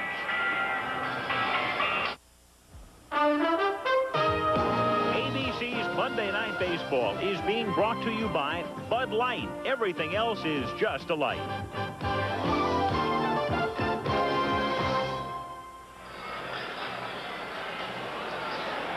Al Michaels and Jim Palmer in New York. Yankee Stadium, most pleasant night. 1-0 Twins as we go to the 7th inning. And Tom Brunansky, who's the difference in the game, hits the first pitch sharply to Morocco, and the rookie third baseman throws him out. 1 pitch, 1 down, and Gary Gagney will be the batter. You know, all things considered, things have been pretty quiet around Yankee Stadium, especially in contrast to Shea this year. There was a flap, though, yesterday. Many of you, I'm sure, read about it. George Steinbrenner on Face the Nation on CBS referred to his 30-year-old accountant as a young black boy. And that created somewhat of a stir around here. But as Steinbrenner was to say later, I've always referred to my team as the varsity and to my players and the younger members of the front office as my boys and girls, and I'm not about to change for anybody.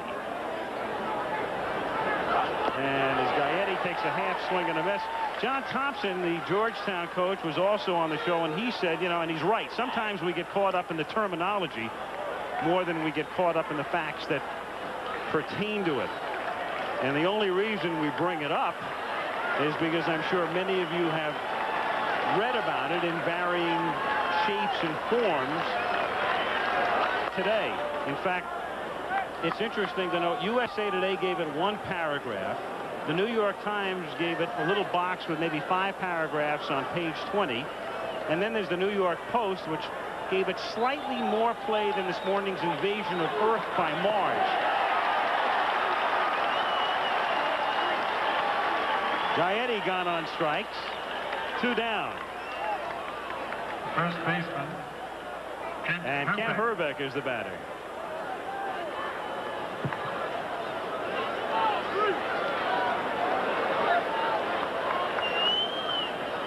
Hrbek flied out, hit into a double play. And it's a high, towering drive to deep right field. Winfield climbs the fence, but can't make the catch. It's gone. Ken Hrbek has homered for the 3rd consecutive game. He has 23 for the season, and Minnesota leads 2-0. Well, the same pitch that Gary Gagney struck out on, Ken Hrbek takes right out of the Yankee Stadium. Slider up in the strike zone, and see you later.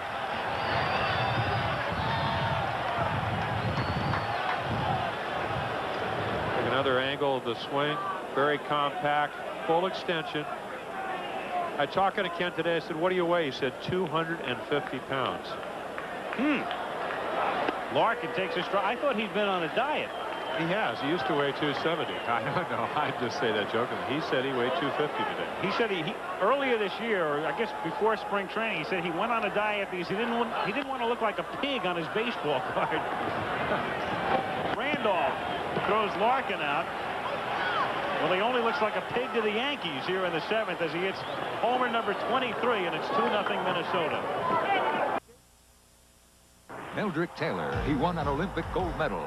Now he faces his toughest test as a pro. Plus a volleyball spectacular, all on ABC's Wide World of Sports, Saturday.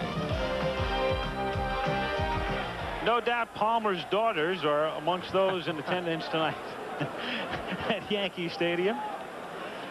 Well, you'll be eligible when, in 1989? Yes. Unless you go back. No, I left that to Tom. Tom Seaver, of course. To Tom Seaver. Yes. But now, does that mean I belong in Cooperstown instead of the booth, or what do you think that means, Al? I will leave the interpretation to our viewing public, because I know how you feel about it. bottom of the 7th inning, and Gary Ward to lead off. Even if you go back to the field, you're going to be in the booth anyway. I mean, how many times did we work together when you were an active player? That's true. 1-1. I mean, I'm thinking about it as a moonlight job for you.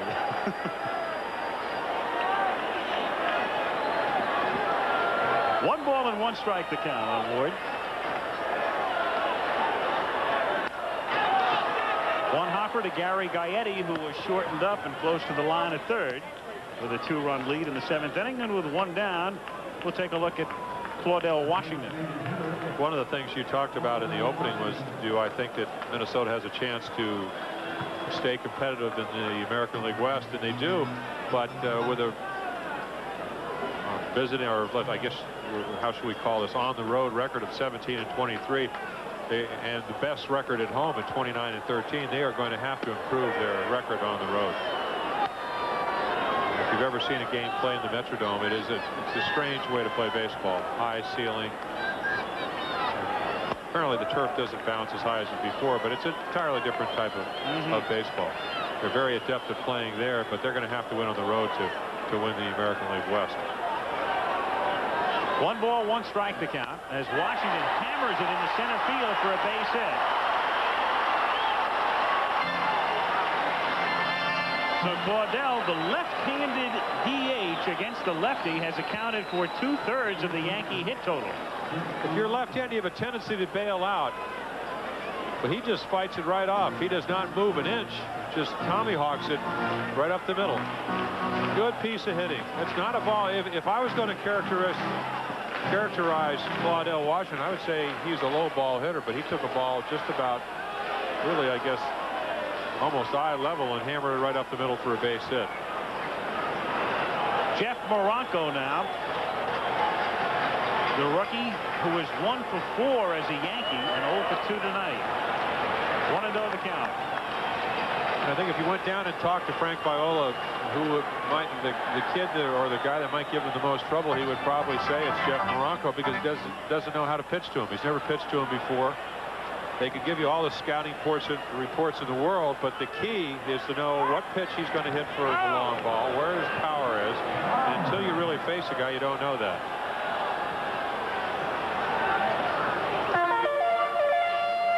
Pretty close play there. Talked about Claudell Washington coming off a groin injury, but he has the ability to steal.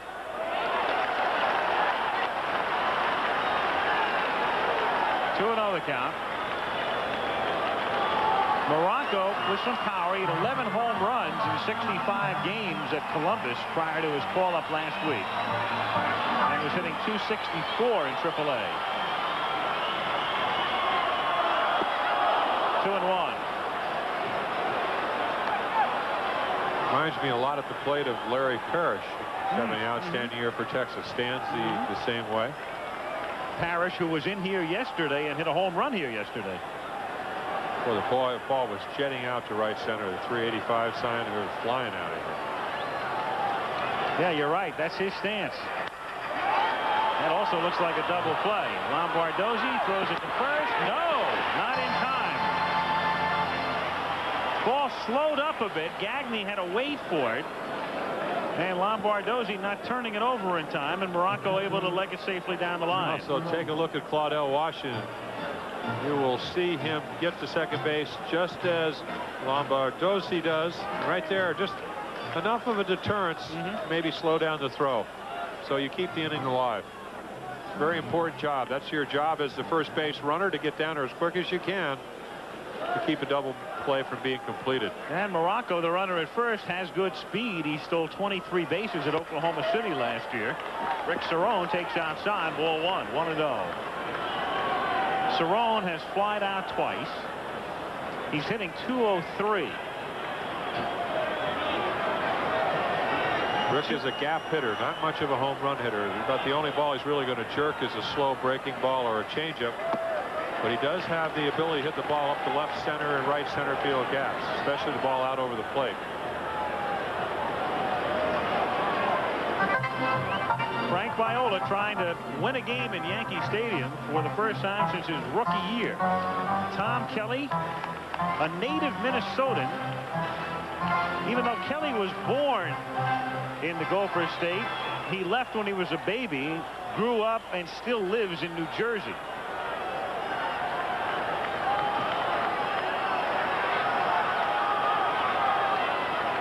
The count on Rick Cerrone, who's taking all the way, and it's 2-1. Frank Viola coming off an outstanding start against Kansas City last week, where he struck out 10. The only runs he gave up were a 3-run opposite field home run by George Brett. That's certainly been done before.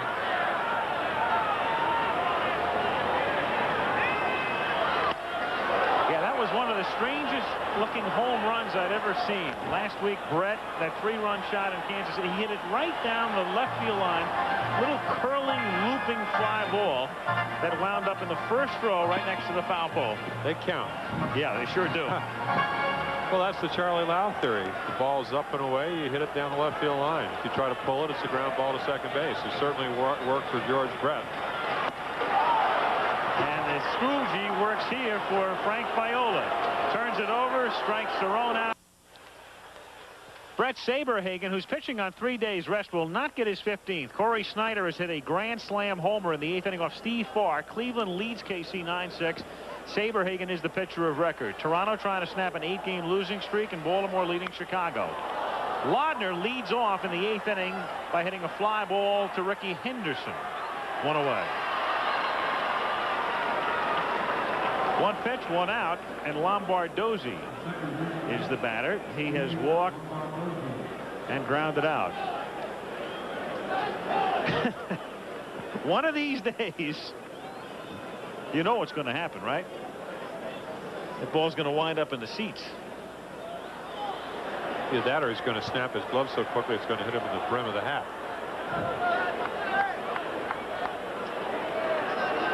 did not have that flair when he first came up with Oakland. He was an awfully good outfielder.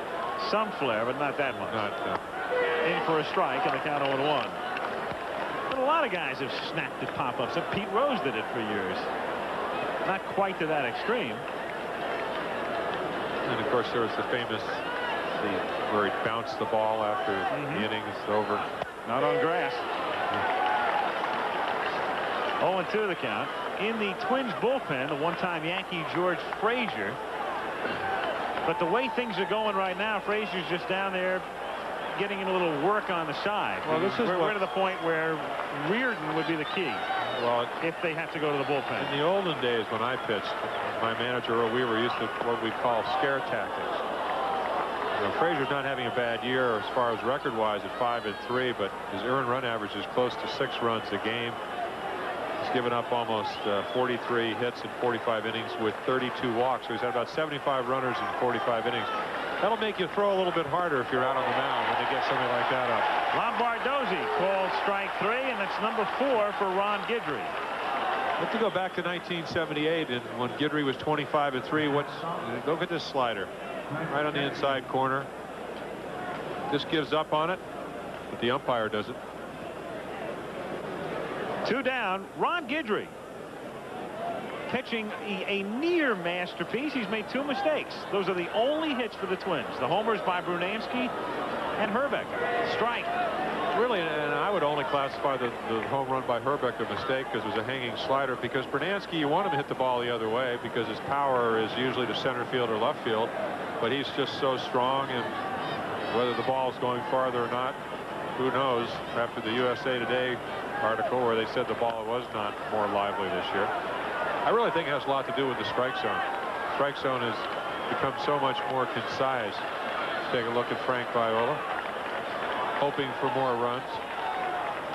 And one of the men who provided it is right there as well. That's Hrbek and Smalley behind him. No balls, 2 strikes the count. 2 out and the base is empty. And Gagney becomes strikeout victim number 5. So Guidry pitching a beauty through 7½, but he's on the short end. 2-0 Minnesota. Ladies and gentlemen. Later this evening, following Nightline Monday Sports Night, Paul Newman will be a guest. Billie Jean King, also cyclist Greg LeMond, recovering from his accident and ready to resume competition. And also a special look at arena football on Monday Sports Night tonight. Bottom of the 8th inning, 2-0 Twins. Wayne Tollison takes the strike. Tollison, then to Henderson and Randolph. Frank Viola, who last pitched the shutout last October against Chicago. Drive to right center field. Brunansky moving over, though, and makes the catch for the out. 1 up and 1 down, and Rickey Henderson, who is 1 for 2 plus a walk, will be the batter. Viola, with a victory tonight, would even his lifetime record. He would be 70-70. Gets a statement of what kind of quality ball club you play for. The Twins have struggled over the last few years. But here we're looking at a guy tonight that won 18 games in '84, 18 games in '85, and 16 last year. So this is the quality pitcher, and he certainly showed us why. And who goes to the mound and never misses a turn. When you look at Viola's record, he made 34 starts in '83, 35 in '84, 36 in '85, 37 in '86. So he is out there every 5th day. And a man who will be out there tomorrow, shoulder permitting, is Joe Niekro, who had to miss a couple of turns. He was injured in that recent brawl between the Twins and the Milwaukee Brewers. But he pitched last week. However, he is somewhat of a question mark. In fact, Tom Kelly was saying one of the reasons he was going to hold Juan Berenguer back tonight was that if Niekro was unable to make it to the post tomorrow night, Berenguer would be the starter against Tommy John.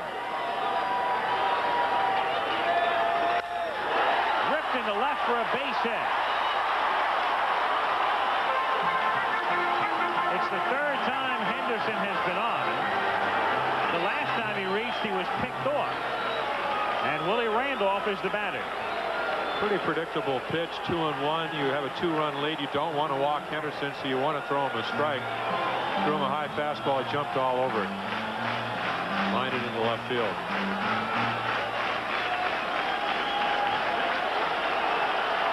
Willie Randolph hitting .320.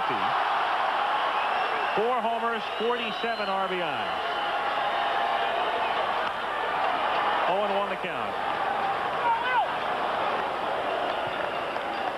Toronto beat Texas 6-4. Jimmy Key wins his 9th. George Bell hit home run number 28, and so the Blue Jay losing streak is snapped at 8. They began the night 5 back and in a virtual tie with Detroit for second behind the Yanks.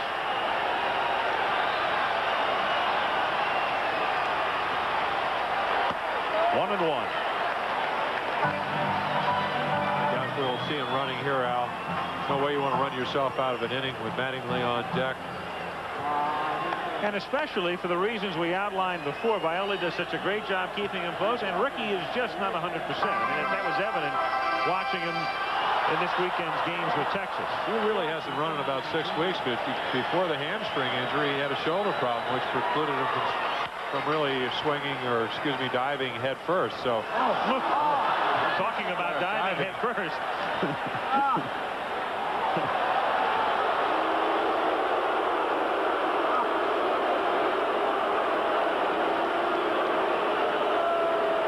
Well, the crowd, after giving him a 5, a 5.5, and a 6.5. Yeah.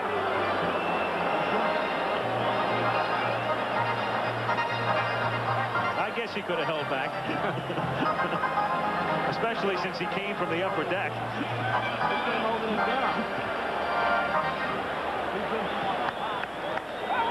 1 ball, 2 strikes the count on Randolph.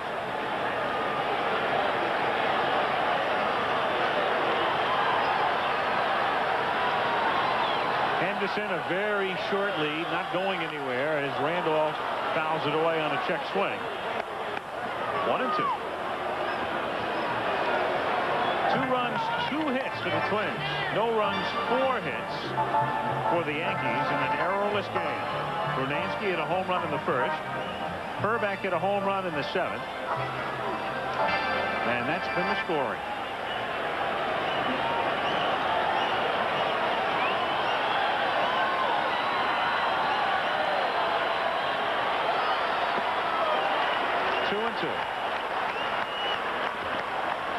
You can certainly call Frank Viola's pitches from if you were on second base, because that was a palm ball or a changeup, and he holds it. Normally when you're pitching, you usually go to change your grip as you go to the top of your stretch, but he had the ball already set in his hand. But of course you have to be on second base, and Henderson's on first, so he can't help out Willie Randolph. And he strikes him out, which is no small accomplishment.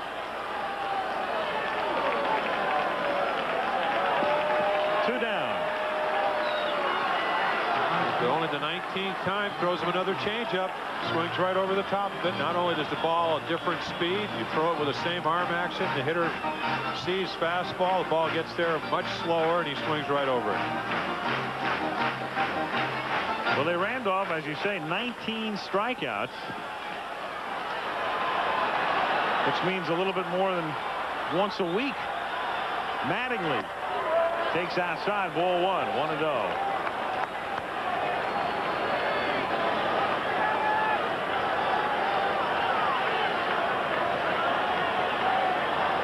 Don hitting the ball in the air both times tonight, to left and to short.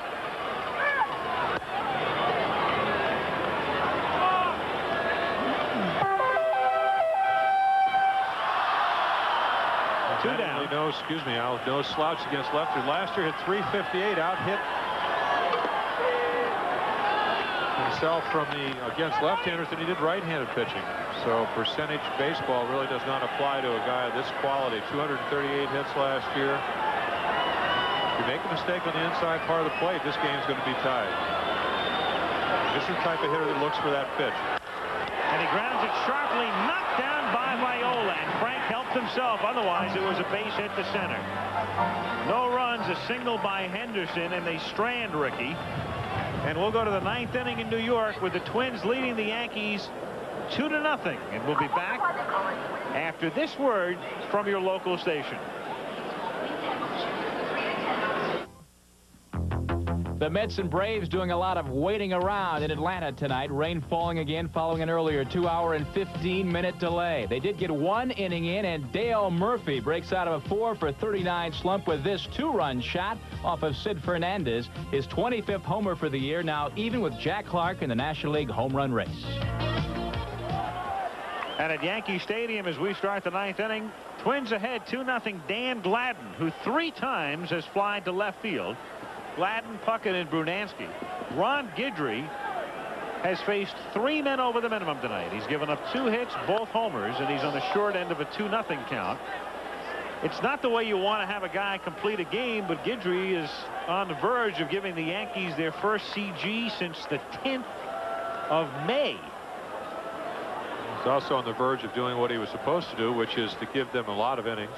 And ultimately, it could be 9, and also keep them in the ball game. Well, that would be the bright light on an otherwise dismal night if the Yankees go down 2-0, to know that Ron Guidry pitched the way he did at Toronto last week, pitched the way he has tonight, which augurs well down the stretch for New York. Gladden grounds it to deep short, backhanded by Tollison, who throws him out. 1 away. Wayne Tollison going to the hole to take care of the Twins' leadoff hitter, and it will bring up Kirby Puckett. Well, this play is the lot Wayne Tollison, also the slow infield grass. He knows he has the time, even though Gladden runs fairly well. Mattingly with the nice grab for the out. Made it look very routine, didn't he? And that could be the end of Gladden's short hitting streak at 7. Kirby Puckett hitless tonight. Drives one down the line in right field and into the corner, and curling and foul. Foul ball.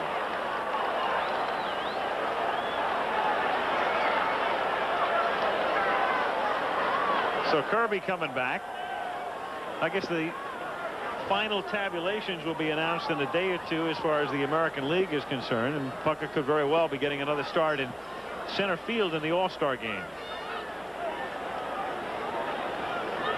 Well, one of the strongest men in baseball. It's a high breaking ball and just pops it down the right field line. Almost ends up being a home run. And this is the year where, if you talk to most pitchers in either league, that's a purpose pitch. The guy hits your breaking ball and he's hovering over the plate. Got to throw him something inside to get him off the plate. That's something that a lot of pitchers don't do. And see, that same at Viola. His 3 complete games this year have been losses, so it's not a good year for complete games, at least not with these 2 pitchers. That used to be some sort of symbol of success in a way. It's almost become the opposite. CGLs, complete game losses. Well, and also if you do it on the road, you only have to pitch 8 innings. Exactly. So the method to the madness there. One hopper, Morocco.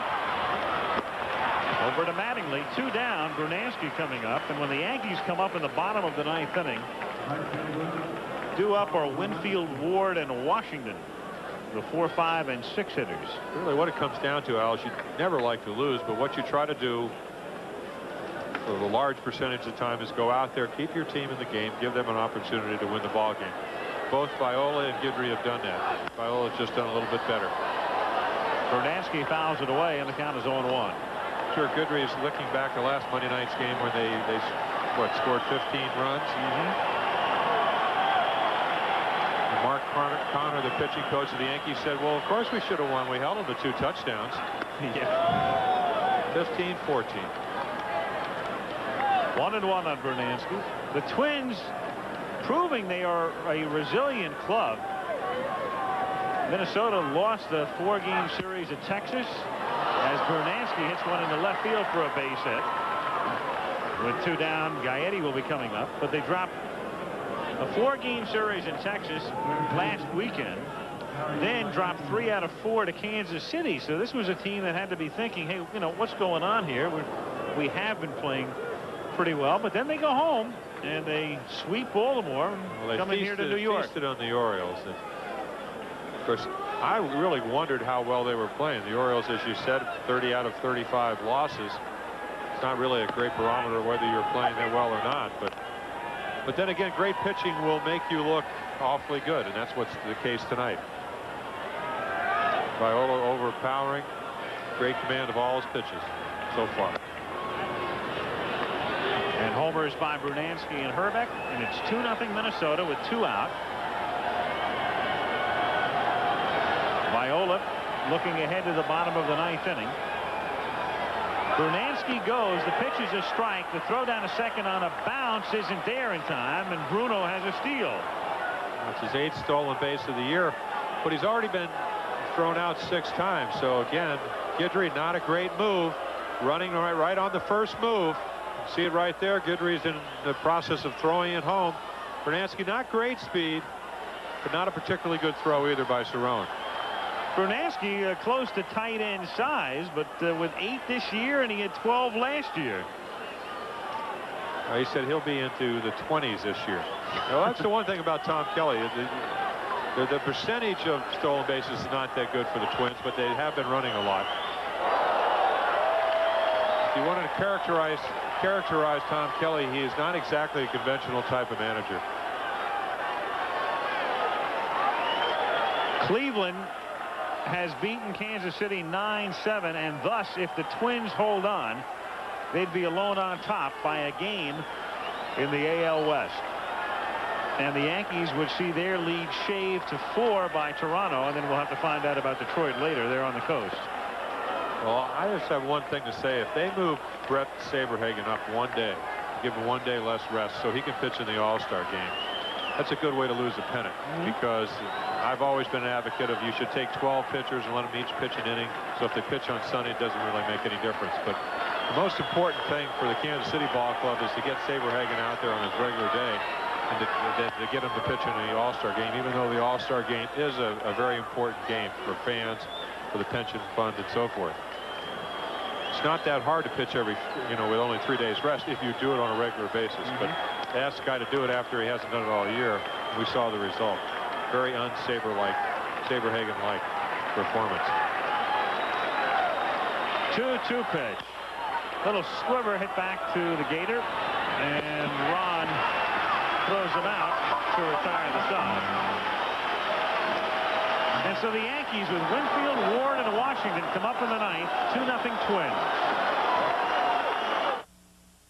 Tonight on Monday Sports Night, screen star and race car driver Paul Newman.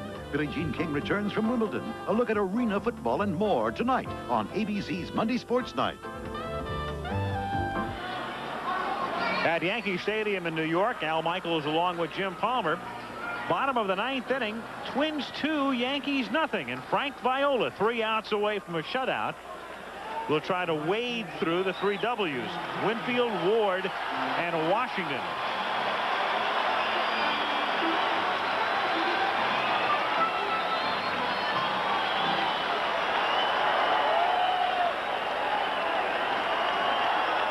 And again, a welcome to those of you watching the Dodgers and the Cardinals as we get set for the bottom of the 9th inning, and the biggest banner I've ever seen emerges, or at least in the lower deck.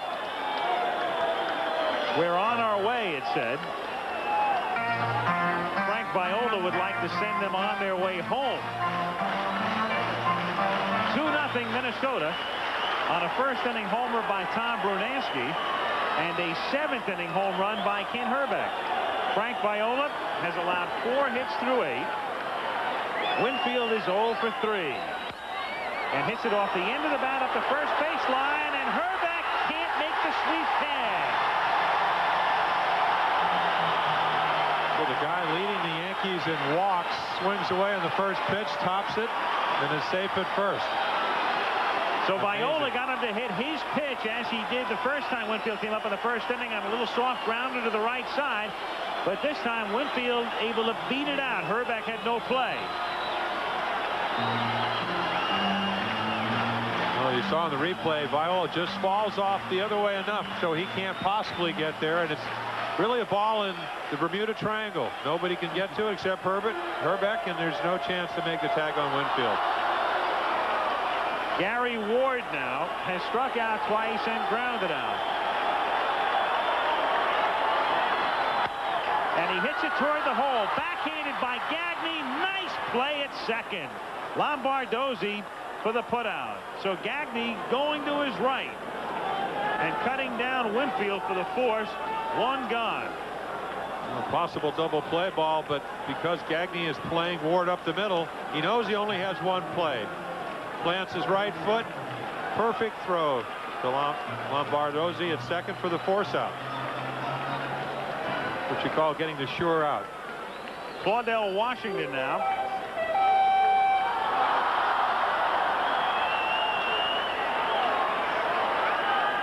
Dan Schatziner and Jeff Reardon are throwing in the Minnesota bullpen. Hrbek at first base can play behind Ward. Gary's not going to be going anywhere. Outfield fanned out for Washington, who looks at a strike, and the count is 0-1. 2 runs, 3 hits for the Twins. No runs, 5 hits for the Yankees. Guidry was outstanding tonight, but Viola's been better. And Washington takes low, 1-1 the count. Lou Piniella watched his team shut out on Friday in a first game of a doubleheader against Texas, 9-0. The Yankees and Rangers split that 4-game series, and they've drawn a blank thus far tonight. 1-1 to Washington. Hit sharply. It is a foul ball. Foul ball is the call. First base umpire Rocky Rowe was right there. Simply a strike, and the count is 1-2. And the minute that ball passes first base, it becomes the call of the first base umpire. And Rowe is right there. See Hrbek guarding the line, which is where he's supposed to be. Just takes really about a step and a half. That's a real tough play for Rocky Rowe. His angle was not the best angle. Can't do much about that. He wants to get out of the way of the ball. Sure. Might have a better angle from this viewpoint. Very close. Rowe moving away on the move. Calling it foul. The count 1-2. Little looper foul. You talked about being shut out on Friday night, and the Yankees. This is the type of pitcher, Frank Viola, that if you do get shut out, you know you got shut out by a guy that pitched a great game. I mean, he has excellent stuff. He's used all his pitches, had great command, all of them. So you can buy that, but it's occasionally you'll get the guy that does not throw that well, that you just happen to hit line drive after line drive and don't come up with anything. Half swing, foul tip, and it's held by Wagner. Strike 3. Strikeout number 7 for Frank Viola, and he's 1 out away now with Morocco due up. Well, Washington's first 2 hits were on fastballs. There he just throws them to look like a cut fastball or a little slider. Just couldn't check his swing. Commits himself right there. Ball's out of the strike zone for strike 3. Now here's a situation where they have to go with Morocco.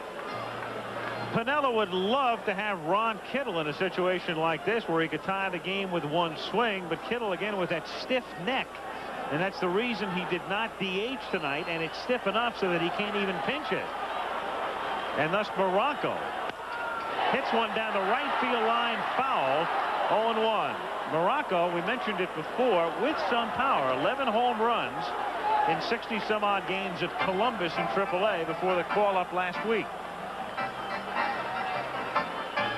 And he really misses Kittle. As you look at Tom Kelly, one of Kittle's home runs this season was off Viola. I wonder if Tom Kelly's wondering where should we play this guy. Really don't know much about him. So they play him almost dead straight away, almost straight up and down. I guess that's a percentage way to play him. Swing and a miss. Never been a big advocate of overshifting guys, especially if you have guys like Gladden in left Puckett, who won a Gold Glove in center, and Brunansky, who's an above-average right fielder. Figure they're going to run the balls down in the gaps. You can see the outfielders dead straight away, and Gagney at third and Hrbek at first are guarding the lines.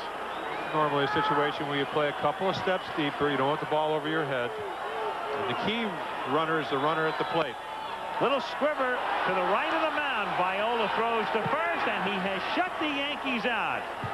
And isn't that interesting that his only other victory in this ballpark came in his rookie season. It was his first major league shutout when he blanked the Yankees way back in 1982. And then he doesn't win a game here in 83, 4, 5, or 6. And the next time he picks up a W in his hometown, he shuts them out again. So Minnesota is on top alone in first place in the American League West, and the Yankee lead has been shaved to 4 over the Toronto Blue Jays in the American League East. And the youngest manager in the major leagues can celebrate tonight in the Big Apple as his team has just made it 4 consecutive victories. On top in the West are the Twins, who beat the Yanks 2-0. We'll be back. There are the standings at the moment in the American League West. Minnesota leads Kansas City by a game. Oakland, their game getting underway just about now as they face Detroit. So they'll either be 2 back or 3 back. And the Angels tonight face Boston, so they will be 5 back or 6 back. And Seattle's position will change by a half a game as well. And the rest of the American League standings in the Eastern Division at the moment, New York over Toronto by 4, and again the Tigers with a victory would be 4 back, 5 back with a loss. Milwaukee 8.5 back, and then Boston, Baltimore, and Cleveland. The updated standings as Minnesota defeats New York by a score of 2-0, and all of the scoring can be wrapped up in a neat little package with a bow around the top. As in the first inning, Tom Brunansky went the other way on a drive to right field. That followed Dan Gladden's long drive to the left field wall and Kirby Puckett's drive to deep center field. Brunansky goes to right. Dave Winfield turning and twisting and going up against the fence in a futile effort. 17 home runs for Brunansky and 23 for Ken Hrbek now after this drive in the 7th inning. Hrbek's 3rd in 3 days, and Kent the man of the hour yesterday with a 9th inning home run that defeated the Baltimore Orioles. Minnesota wins it by a score of 2-0 and will return right after this. And our thanks to Alan Roth up here, Steve Hurt downstairs for their help tonight as the Minnesota Twins defeat the New York Yankees. The final score 2-0. Al Michaels and Jim Palmer at Yankee Stadium. Tonight's game has been produced by Kurt Gowdy Jr. and our director, Craig Janoff. Technical director, Mike Blazo, and associate director, Robert Robbie Cowan. ABC's Monday Night Baseball has been brought to you by Michelob. So exceptionally smooth, the night belongs to Michelob. By the heartbeat of America, today's Chevrolet. By Electric Shave. Electric Shave does for an electric razor what lather does for a blade. And by Quaker State Motor Oil. Quaker State people reaching for the best. Be sure to join us for ABC News Nightline immediately following your late local news. Then following Nightline, ABC Sports presents Monday Sports Night. Host Al Troutwig's guests include Paul Newman, Greg LeMond, all-time Wimbledon title holder Billie Jean King, who's just back from England, and more. All following Nightline on ABC Sports. And this has been a presentation of ABC Sports, recognized around the world as the leader in sports television.